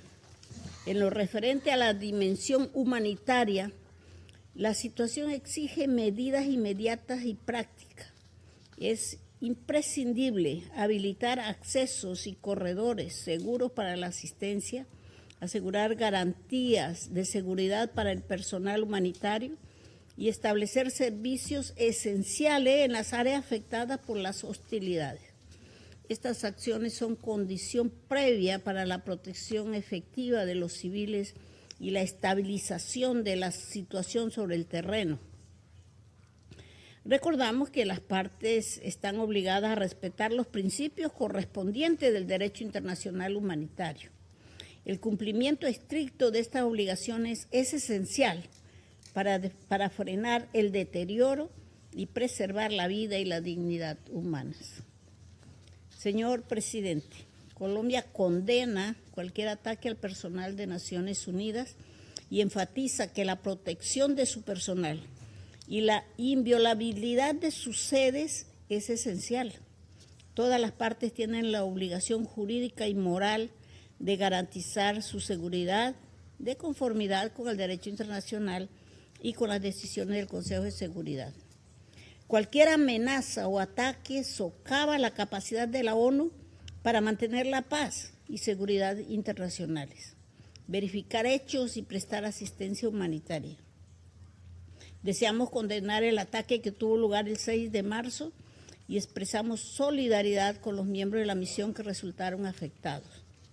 UNIFIL continúa desempeñando un papel indispensable, trabajando con dedicación para prevenir la escalada de tensiones y proteger a las comunidades civiles. Colombia reitera su apoyo y su reconocimiento a las y los miembros de la misión, entendiendo que su labor en un contexto tan complejo es fundamental. Muchas gracias.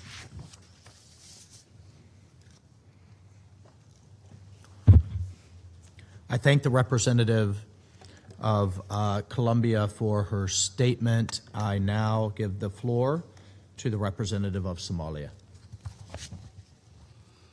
Thank you, Mr. President.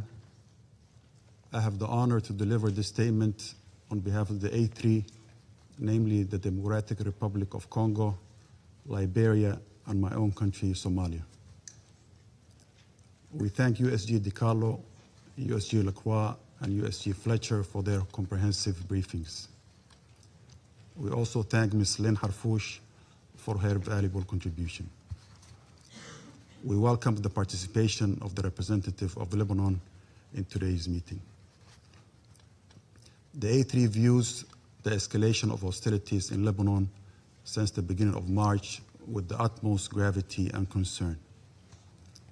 We are deeply alarmed by the mounting toll on human life and the destruction of civilian infrastructure, including densely populated residential areas. Furthermore, as reported by UNICEF, nearly 700,000 people, including 200,000 children, have been forced from their homes, adding to the tens of thousands already uprooted from previous attacks. In that regard, we call for the protection of civilians and full adherence to international humanitarian law and international human rights law. The A3 is also gravely concerned about the March 6th incident against the United Nations Interim Force in Lebanon, UNIFIL, which resulted in injuries to 3 Ghanaian peacekeepers at their position in Al-Ghawza. This is a stark reminder of the perils faced by peacekeepers in Lebanon.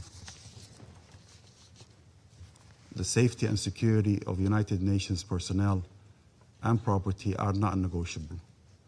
They must be respected at all times and without exception. We wish a swift and complete recovery to all the injured peacekeepers. Mr. President, the A3 reaffirms its unwavering commitment to Lebanon's sovereignty, territorial integrity, unity, and political independence. Lebanon must not become a theater for proxy confrontations or unilateral territorial expansions. Respect for the blue line and the cessation of hostilities by all actors are essential for stability and the full implementation of United Nations Security Council Resolution 1701. We acknowledge the critical role UNIFIL continues to play in maintaining stability along the blue line. Its presence remains a critical element for the collective efforts to achieving peace in Lebanon and contribute to de-escalation. At the same time, the A3 underscores the importance of enhancing the capacity of the Lebanese armed forces to assume full responsibility for the defense of Lebanese territory. We urge the international community to intensify its support, including equipment, materials, and financial assistance to ensure their effective and sustainable deployment south of the Litani River.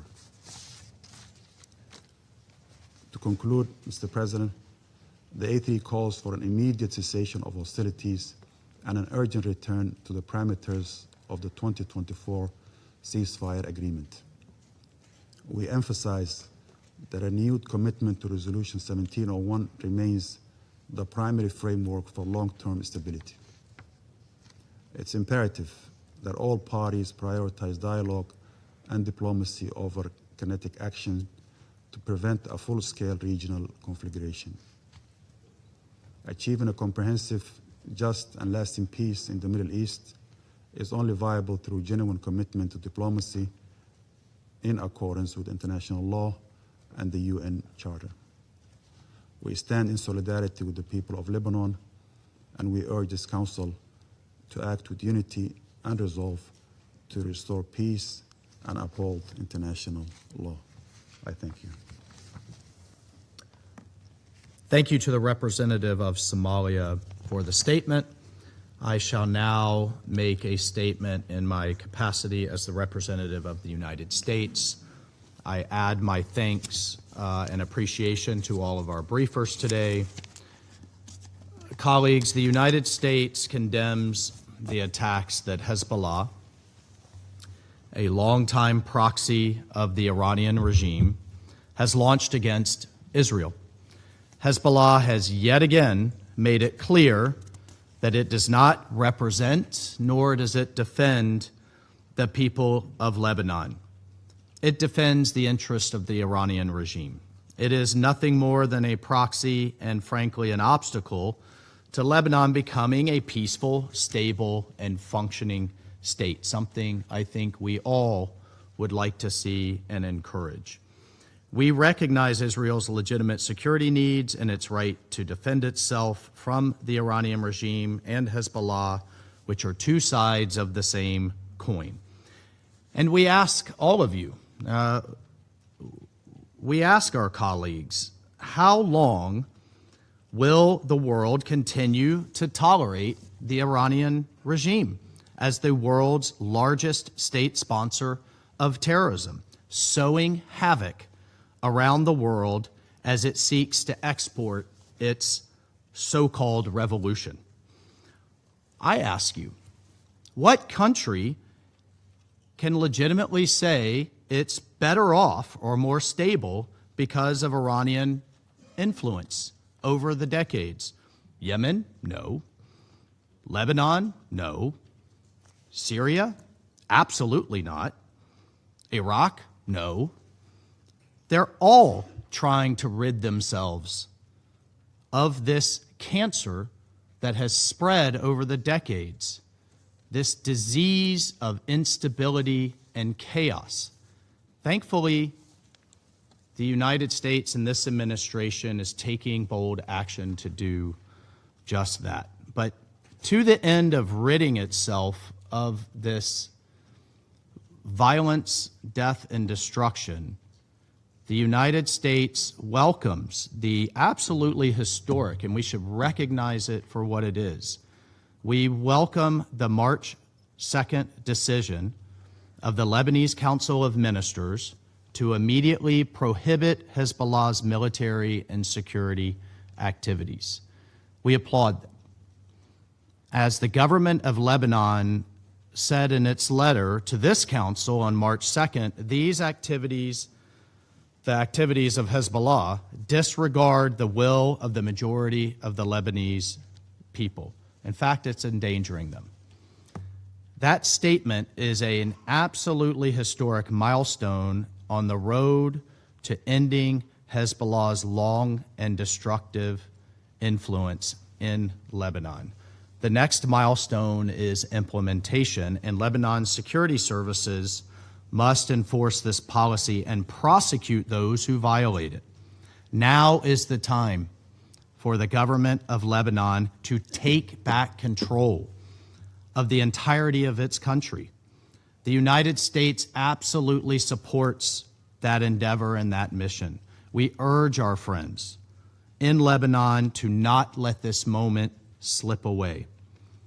Our message is clear. Take your country back. And we are all too happy to apply the time and treasure necessary to do that. The United States also commends the actions of the Lebanese government to expel Iran's Islamic Revolutionary Guard Corps, the IRGC, which has undermined Lebanese sovereignty for decades and provides oxygen, provides money, provides weapons to Hezbollah's terrorist plots in Lebanon and across the globe. The world must now come together in supporting Lebanon's efforts. The world must come together now in supporting Lebanon's efforts to exercise its sovereignty across every inch of Lebanese territory. The United States stands with the Lebanese people who were dragged into yet another war by Hezbollah at the behest of Iran. We are responding to the civilian consequences of this recklessness by providing immediate, life-saving humanitarian assistance to hundreds of thousands of now displaced Lebanese. Since 2012, the United States has provided more than $4.4 billion in humanitarian assistance to support Lebanon. And we commend the many humanitarians on the ground who are aiding in this effort. We also express our hopes for the full recovery for the UNIFIL peacekeepers who were recently injured. Peacekeepers take on exceptional risks in these conflict zones for the advancement of peace and security. We recognize that, and we call on all parties to respect the safety and security of these men and women as they assume this important role. Colleagues, the international community must unite in supporting the Lebanese government and our Israeli partners in the full implementation of Resolution 1701. I think we've seen real progress in that regard. This Council must condemn all acts that undermine Resolution 1701, and the way forward involves the international community standing firmly in support of Lebanon's efforts to exercise its territorial sovereignty and restore state authority. And we will continue to work alongside partners to create lasting peace and security in Lebanon. I thank you. I will resume my function as President of the Council, and I give the floor to the representative of Lebanon for his statement. سيد الرئيس، أود أن أشكركم بداية على عقد هذه الجلسة الطارئة بناء على طلب الجمهورية الفرنسية ودعم كل من المملكة المتحدة، اليونان، الدنمارك، لاتفيا ومملكة البحرين. وأشكر أيضا السيدة دي كارلو والسيد لاكروا والسيد فليتشر والسيدة حرفوش على الإحاطات التي تقدموا بها. السيد الرئيس، نجتمع في ظرف يجد فيه لبنان نفسه عالقا في حرب لم يخترها بين إسرائيل وحزب الله، طرف لا يعرف أي احترام لقوانين الحرب ويتمادى باعتداءاته على لبنان، وحزب حظر مجلس الوزراء اللبناني نشاطاته العسكرية والأمنية وصنفها بأنها خارجة عن القانون. وها نحن من جديد أمام واقع أليم لا يخدم لبنان ولا اللبنانيين الذين باتوا يواجهون الموت والدمار والتهجير. ليناهز عدد النازحين اللبنانيين مليونا، بعضهم بلا مأوى يليق بالكرامة الإنسانية. ومع كل صباح نصفيق على أعداد جديدة من الضحايا الأبرياء، بينهم نساء وأطفال، وعلى إنذارات بإخلاء مناطق بأكملها ودمار يطال الممتلكات الخاصة والعامة. الأمر الذي يخلق أوضاعا بالغة الصعوبة للحكومة اللبنانية التي تعمل جاهدة لإعادة وضع لبنان على سكة التعافي والإصلاح وبناء المؤسسات. السيد الرئيس، نود أن ننوه إلى أن الحكومة اللبنانية عبرت بوضوح عن رفضها التام وإدانتها لعملية إطلاق الصواريخ التي تبناها حزب الله يوم 2 آذار الجاري، كما أبلغناكم بموجب الرسالة التي وجهناها إليكم في اليوم عينه. وقد أكدت حكومتنا أن هذه العملية تتناقض مع قراراتها بحصر قرار السلم والحرب بالدولة اللبنانية وحدها، ومع مبدأ رفض زج لبنان في الحرب الإقليمية الدائرة، إضافة إلى أن هذه العملية تشكل خروجا على مقررات مجلس الوزراء وتهدف إلى تقويض مصداقية الدولة اللبنانية. سيد الرئيس، لم يشهد تاريخنا الحديث حكومة لبنانية تمتلك هذا القدر من الشجاعة والتصميم على استعادة قرار الدولة وحصر السلاح بالأجهزة الشرعية وحدها، وفرض سيطرة الدولة على كامل أراضيها بقواها الذاتية حصرا، تطبيقا لاتفاق الطائف الذي نص على حل الميليشيات اللبنانية وغير اللبنانية وتسليم أسلحتها إلى الدولة اللبنانية، وبسط سلطة الدولة على كامل أراضيها، وللقرارات الدولية ذات الصلة بما فيها القرار 1701، ووفقا لبيانها الوزاري وقراراتها ذات الصلة لا سيما القرار المتخذ في 5 آب 2025. وللتذكير فإنه في 2 آذار الجاري قررت الحكومة الحظر الفوري لنشاطات حزب الله الأمنية والعسكرية كافة واعتبارها خارجة عن القانون، وإلزامه بتسليم سلاحه إلى الدولة اللبنانية وحصر عمله في المجال السياسي ضمن الأطر الدستورية والقانونية. وبتاريخ لاحق في 5 آذار الجاري اتخذت قرارا إضافيا يقضي بتكليف المؤسسات الأمنية التحقق من وجود عناصر من الحرس الثوري الإيراني في لبنان وترحيلهم فور تحديدهم، كما اتخذت قرارا آخر يقضي بموجب الاستحصال على موافقات مسبقة لإصدار تأشيرات دخول للرعايا الإيرانيين الراغبين بزيارة لبنان. السيد الرئيس، لن نقبل بإعادة استحضار الماضي، فالشعب اللبناني لا يريد الحرب، وحكومة لبنان ماضية في وضع قراراتها موضع التنفيذ ولن تتراجع عنها، لكن تبقى أولويتنا اليوم وقف هذه الحرب وحماية بلدنا وضمان أمن وسلامة شعبنا، فمن حقنا أن نعيش بسلام وأمن في وطننا وضمن محيطنا. ولتحقيق هذه الغاية أعربت الحكومة اللبنانية عن استعدادها الدخول في مفاوضات مع إسرائيل برعاية دولية وبمشاركة مدنيين لتسوية جميع المسائل العالقة. كما دعا فخامة رئيس الجمهورية المجتمع الدولي قبل يومين إلى دعم وتنفيذ المبادرة التي أطلقها، وقوامها التالي إرساء هدنة كاملة مع وقف لكل الاعتداءات الإسرائيلية البرية والبحرية والجوية على لبنان. ثانياً، المسارعة إلى تقديم الدعم اللوجستي الضروري للقوى المسلحة اللبنانية. ثالثاً، قيام القوى المسلحة اللبنانية بالسيطرة على مناطق التوتر ومصادرة كل سلاح فيها، وتسليم سلاح حزب الله ومخازنه ومستودعاته وفق المعلومات والمعطيات الممكن توفرها لها. رابعاً، بشكل متزامن يبدأ لبنان وإسرائيل مفاوضات مباشرة برعاية دولية للتوصل إلى تنفيذ تفاصيل كل ما سبق. السيد الرئيس، مواكبة لجهود الحكومة اللبنانية، فإن هذا المجلس الموقر مدعو إلى التزام إسرائيل بتنفيذ القرار 1701 واحترام وقف الأعمال العدائية والانسحاب الكامل إلى ما وراء الحدود المعترف بها دوليا، ووضع حد لانتهاكاتها وخروقاتها المتكررة للسيادة اللبنانية، والإفراج عن الأسرى اللبنانيين ووقف تهديداتها لوحدة الأراضي اللبنانية واستقلاله السياسي ضمن حدوده المعترف بها دوليا. ونعيد التأكيد على تمسك لبنان بآليات المتابعة المنشأة بموجب إعلان وقف الأعمال العدائية المنصوص عنها أيضا في قرار مجلس الأمن 2790.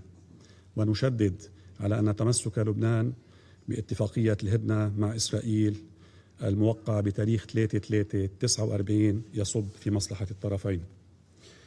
السيد الرئيس، لا يفوتنا أن نجدد إدانتنا للاعتداءات الإيرانية المتعمدة وغير المبررة التي استهدفت دول مجلس التعاون الخليجي والمملكة الأردنية الهاشمية والعراق وسوريا، ونؤكد تضامننا الكامل معها.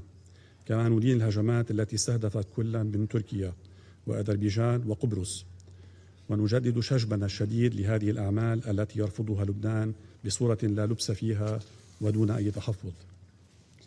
كما ندين الاعتداءات التي تتعرض لها قوات الأمم المتحدة المؤقتة في لبنان من أي جهة أتت، ونعيد التأكيد على امتناننا لهذه القوة وللدول المساهمة فيها ولتضحيات العاملين فيها، لا سيما أولئك الذين قضوا في لبنان خدمة للأمن والسلم الدوليين. وندين بأشد العبارات استهداف مقر الكتيبة الغانية، ونعرب عن تضامننا الكامل مع غانا وقيادة اليونيفيل مع تمنياتنا بالشفاء العاجل للمصابين. أخيرا، سيد الرئيس، يواجه لبنان اليوم لحظة بالغة الخطورة وكارثة إنسانية حقيقية، وبينما نسعى جاهدين إلى التخفيف من معاناة شعبنا وتلبية احتياجاته الإنسانية، فإن أي دعم أو مساعدة للتخفيف من وطأة هذه الأزمة يبقى موضع ترحيب وتقدير. نكرر مرة أخرى بأن لبنان لن يقبل بتحويله إلى ساحة لتصفية الحسابات، وسنواصل السعي لإخراج وطننا من هذه المحنة أكثر قوة ومناعة. شكرا سيد الرئيس. I thank the representative of Lebanon for the statement. I now give the floor to the representative of Israel. Thank you, Mr. President. First, I would like to congratulate the United States for taking the presidency for the month of March, and I also would like to thank the briefers. Mr. President, since the 2nd of March, Hezbollah has launched wave after wave of attacks against Israel. More than 880 rockets and missiles, more than 60 UAVs, more than 15 anti-tank guided missiles.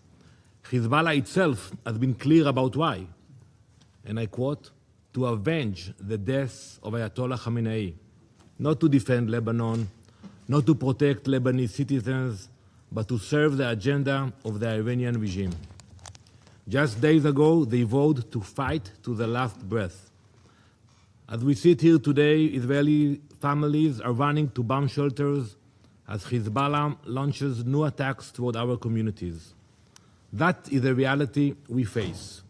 That is why Israel is now operating in Lebanon, to stop this threat.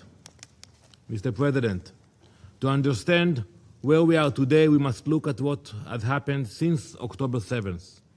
For years, Hezbollah grew into one of the most powerful non-state armed organizations in the world. It began way back in the 80s, when Lebanon was in the middle of a civil war. But over time, it became something more dangerous, a proxy army built by Iran, funded by Iran, trained by Iran, armed by Iran. By 2024, Hezbollah had between 150,000 and 200,000 rockets and missiles. Think about that. The largest arsenal ever held by a non-state actor. Think about your countries. Most of your countries do not have the capacity of 200 missiles and rockets.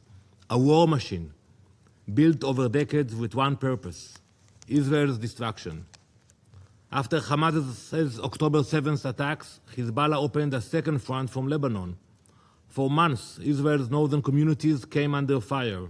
Rockets, drones, missiles launched across the border. We responded.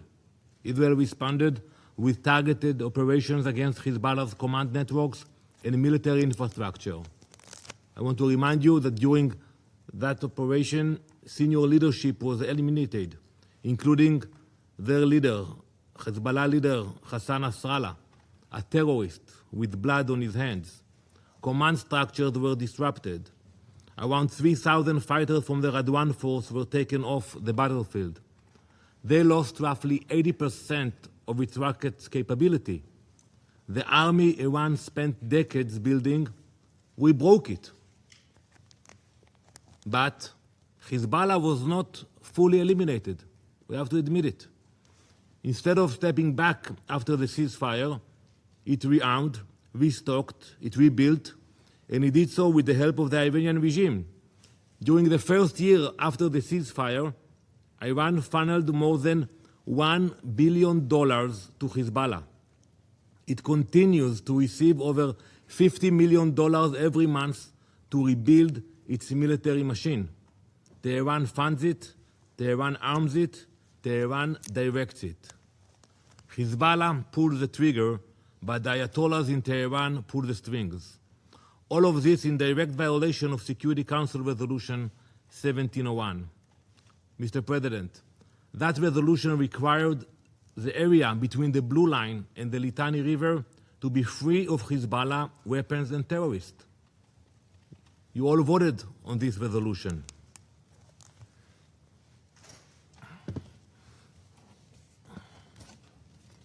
I want to show you this map, which shows launch sites used by Hezbollah to fire rockets, missiles, and drones toward Israel. You know, look where they are. All those dots are south of the Litani River. Hezbollah should not be there. And from these locations, on the first day of these attacks, Hezbollah launched missiles toward Israel. You know, one of the village here, the village of Bargoz, small village. We have the intel about it. When they send a missile from those areas, southern of the Litani, it takes 30 seconds for the missile to land in Israel, in the northern part of Israel. 30 seconds. Imagine for a minute that you are driving with your family in your car, and you hear the sirens, and you have 30 seconds. You have to stop the car, you have to look for a shelter, and you have to decide which child you take first to the shelter if you cannot carry all of them. 30 seconds, that's what it takes. Mr. President, since the ceasefire came into effect, Israel has submitted 929 enforcement requests asking the Lebanese armed forces to dismantle Hezbollah infrastructure, launch sites, weapons depots, underground bunkers. However, the efforts of the Lebanese armed forces were not sufficient. Sites that were identified were not dismantled. Sometimes they came there, they took the pictures, and that was it. And today Hezbollah continues to fire rockets at Israel from those same areas. Last August, the Lebanese government instructed its military to prepare a plan to disarm armed militias in the country. We welcome that decision. It was a momentous step. We also commend the recent statements of Prime Minister Salam declaring Hezbollah's current military activity against Israel illegal. Those are the right words, but the reality on the ground tells a different story. So I ask the Lebanese government, if Hezbollah is being dismantled, where is the evidence? Where are the operations against their launch sites? Where are the seizures of their weapons? Where is your military? Ambassador Arafa, Lebanon now stands at a pivotal moment in its history. The time has come to decide. Will Lebanon stick to declarations or actually act? Because the question before you is very simple. Who controls Lebanon? The Lebanese government or Hezbollah, acting on behalf of the Ayatollahs in Tehran? Lebanon has a national army of more than 72,000 soldiers. Mobilize them, train them, empower them with the authority and resources to assert the sovereignty of the Lebanese state. We support peaceful negotiations. You know that.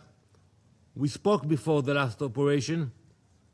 But today, as we speak, there are only two options on the table. Either the Lebanese government takes real action to restrain Hezbollah, or Israel will use its strength to dismantle this terrorist organization. There are no other options. You know, we can meet and talk in Akora, wherever you want, but not while Hezbollah is sending missiles into Israel. So Israel is acting. In recent days, the IDF has struck Hezbollah command centers and military infrastructure across southern Lebanon. The IDF has also carried out strikes against assets of Al-Qard al-Qassam network, Hezbollah's financial system used to fund its terrorist activity and rebuild its military capabilities. We have issued evacuation notices to protect Lebanese civilians because we face an enemy that deliberately places them in harm's way. Hezbollah hides behind civilians in Lebanon and firing at civilians in Israel. Mr. President, believe me, Israel does not want to be operating inside Lebanon. But Israel will not accept rockets fired at our people. As we speak, the Iranian regime is losing. And like many failing regimes, it is lashing out at its neighbors across the region indiscriminately attacking civilians. You will meet at 3 p.m. to discuss that. And its proxy Hezbollah is doing exactly the same to Israel. Many countries in our region have drawn the right conclusion. They are distancing themselves from Tehran, strengthening their defenses, protecting their sovereignty. Lebanon now faces that same choice. Israel will continue confronting the terror network built by Tehran, and we will do whatever is necessary to ensure that rockets and terror can no longer threaten our people. Thank you, Mr. President. I thank the representative for Israel for the statement. I now give the floor to the representative of the Syrian Arab Republic. شكرا السيد الرئيس. أشكركم على عقد هذا الاجتماع الهام، والشكر موصول للبعثة الدائمة لفرنسا لدعوتها لعقد هذا الاجتماع الطارئ مع عدد من الدول الأخرى، وكذلك أشكر مقدمي الإحاطات. تعرب الجمهورية العربية السورية عن قلقها إزاء التصعيد الخطير الحاصل في المنطقة، والذي كان له ارتدادات كبيرة على كافة الصعد السياسية والأمنية والاقتصادية. ومن جملة هذه الارتدادات ما يتعرض له لبنان الشقيق وشعبه وبنيته التحتية. تؤكد سوريا على دعمها لسلامة لبنان وأمنه، وتستنكر التصعيد والقصف الذي يتعرض له، والذي من شأنه أن يعرقل دور الدولة اللبنانية في تنفيذ مهامها ومسؤولياتها، ومن بينها جهود نزع سلاح حزب الله. كما نحذر من تداعيات النزاع الحاصل حالياً، الذي قد يؤدي استمراره إلى توسيع رقعة الصراع بشكل يتعارض مع مصالح لبنان والمنطقة عموماً، ولا سيما مع تزامن ذلك مع انتهاكات إسرائيل المتكررة للسيادة السورية من خلال الانتهاكات الجوية والتوغل في الأراضي السورية، واحتلال أراضٍ جديدة منذ 8 كانون الأول ديسمبر 2024 في خرق لاتفاق عام 1974 الذي ثبته مجلس الأمن في قراراته مرارا وتكرارا. ونرحب هنا سيد الرئيس ونشكر جهود الولايات المتحدة بقيادة الرئيس ترامب على دورها في الوساطة لحل هذا الأمر. السيد الرئيس، ترفض سوريا سياسات تهجير المدنيين تحت وطأة القصف والتدمير، لما له من تداعيات إنسانية كبيرة على لبنان وسوريا معا، وسيكون من الصعب احتوائها. وفي سياق متصل ترحب سوريا بقرار الحكومة اللبنانية المتعلق برفض أي أعمال عسكرية أو أمنية تنطلق من الأراضي اللبنانية خارج مؤسسات الدولة الشرعية، وهو ذاته القرار الذي يحظر نشاطات حزب الله الأمنية والعسكرية، ويلزمه بتسليم سلاحه إلى الدولة اللبنانية، بما يكرس حصرية السلاح بيد الدولة ويعزز سيادتها الكاملة على امتداد أراضيها. السيد الرئيس، منذ سقوط النظام البائد وحتى الآن خطت سوريا ولبنان نهجا جديدا في العلاقات الثنائية، نهجا يقوم على الاحترام المتبادل والمصالح المشتركة. وقد تجلت هذه العلاقة بإجراء العديد من الزيارات الرسمية المتبادلة لبحث المسائل السياسية والفنية. كما أجرى فخامة الرئيس السوري أحمد الشرع يوم أمس اتصالا هاتفيا مع فخامة الرئيس اللبناني جوزيف عون، جرى خلاله بحث التطورات الإقليمية الراهنة وتداعياتها على أمن واستقرار المنطقة. وشدد الجانبان على أهمية الحفاظ على أمن وسلامة البلدين. كما أعرب الرئيس الشرع عن دعمه لمساعي الرئيس عون في نزع سلاح حزب الله وتجنيب المنطقة تداعيات الصراع الحالي. وأكد الطرفان على أهمية التنسيق والتعاون بين سوريا ولبنان للحفاظ على أمن البلدين وسلامة شعبيهما، والتصدي لمحاولات زرع الفتنة وزعزعة الاستقرار. وأعرب الرئيس الشرع عن دعم الخطوات الجادة والحاسمة التي تتخذها حكومتي العراق ولبنان لإبعاد الخطر عن بلديهما ومنع أي انزلاق باتجاه الصراع. وانطلاقا من قناعتنا بأن سوريا تتعرض لتداعيات مباشرة وخطيرة نتيجة هذا التصعيد، وبأن استقرار سوريا هو حجر زاوية لاستقرار المشرق العربي والمنطقة، قمنا بتعزيز قواتنا الدفاعية على الحدود مع لبنان والعراق، احترازيا لمنع نقل تداعيات هذا النزاع إلى الأراضي السورية، ولمكافحة التنظيمات العابرة للحدود، ومنعها من استخدام الأراضي السورية لتنفيذ أجندات خارجية لا تتناسب مع مصالح الشعب السوري وشعوب الدول المجاورة له. السيد الرئيس، تدين سوريا وبأشد العبارات كافة أشكال الاعتداءات الإيرانية المستمرة التي تطال أمن واستقرار بلدان الخليج العربي والأردن والعراق، وتعرب عن تضامنها الكامل مع تلك الدول الشقيقة التي تتعرض لهذه الاعتداءات الغاشمة على يد إيران، وتدعو إلى احترام سيادتها وسلامة أراضيها. كما تستنكر بلادي جميع التصريحات والإجراءات الإيرانية المتعلقة بإغلاق مضيق هرمز لما تشكله من تهديد لحرية الملاحة والتجارة الدولية، فضلا عن إمدادات الطاقة التي تؤثر على معظم دول العالم. تدعو سوريا إلى خفض التصعيد ودعم المسار الدبلوماسي، على اعتبار أن التصعيد الراهن يمثل تهديدا وجوديا للمنطقة بأسرها، ويهدد الاستقرار الاقتصادي العالمي. وتؤكد سوريا دعمها الكامل والمتواصل لجميع الجهود الرامية لاستقرار المنطقة وتعزيز الحوار والحلول السلمية لحل قضايا المنطقة وضمان الأمن والاستقرار لجميع شعوبها. كما ندعو مجلس الأمن للضغط على إسرائيل لوقفه اعتداءاته على لبنان وشعبه الشقيق، ونعيد التأكيد على وحدة لبنان وسلامة إقليمه، وعلى الدور الهام الذي يطلع به الجيش الوطني اللبناني كضامن لأمن واستقرار لبنان. ونشدد على أهمية الحفاظ على سلامة أفراد قوات اليونيفيل العاملة في لبنان والأوندوف في سوريا، ونندد بالاعتداء الذي وقع عليها يوم الجمعة الماضي والذي تسبب بإصابة ثلاثة من أفرادها. ختاما السيد الرئيس، تضامنا مع الأشقاء في دول الخليج العربي والأردن، قامت سوريا برعاية مشروع القرار في مجلس الأمن الذي قدمته مملكة البحرين الشقيقة نيابة عنهم، والذي يدين الاعتداءات الإيرانية غير المبررة عليهم، والذي يطالب بوقفها فورا، وتدعو جميع الدول الأعضاء في مجلسكم الموقر للتصويت لصالحه. شكرا السيد الرئيس.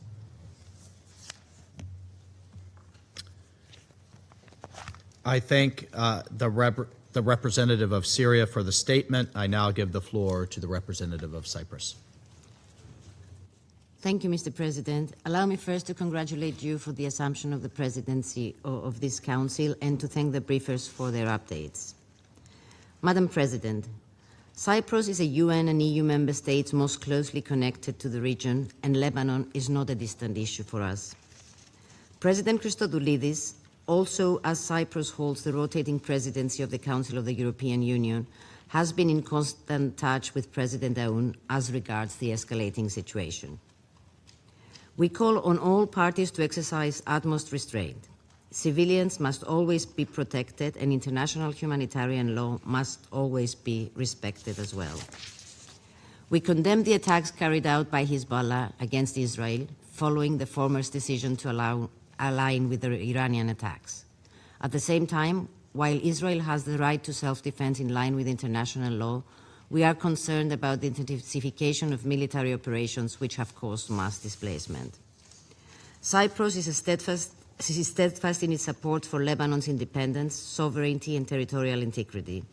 We therefore welcome the recent decision of the Lebanese government to prohibit military and security activities and to disarm Hezbollah.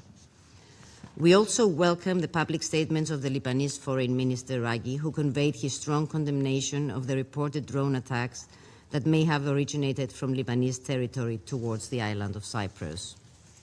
Strengthening state authority across the entire territory of Lebanon is essential. The monopoly on legitimate force must rest solely with the Lebanese armed forces. Cyprus has long supported the Lebanese armed forces and will continue to do so as a strategic priority. We will continue providing training and financial assistance, including through our participation in the Military Technical Committee for Lebanon. The full implementation of the United Nations Security Council Resolution 1701 remains essential for restoring stability along the Blue Line. Cyprus condemns the attacks against UNIFIL and reiterates its strong support to the force and its mandate. Allow me also to express our solidarity with the Ghanaian government whose contingent was attacked. UNIFIL peacekeepers' safety and security must be ensured at all times. Diplomacy remains the best path forward to lasting de-escalation. I thank you, Mr. President. I thank the representative of Cyprus for the statement. There are no more names inscribed on the list of speakers, and the meeting is adjourned.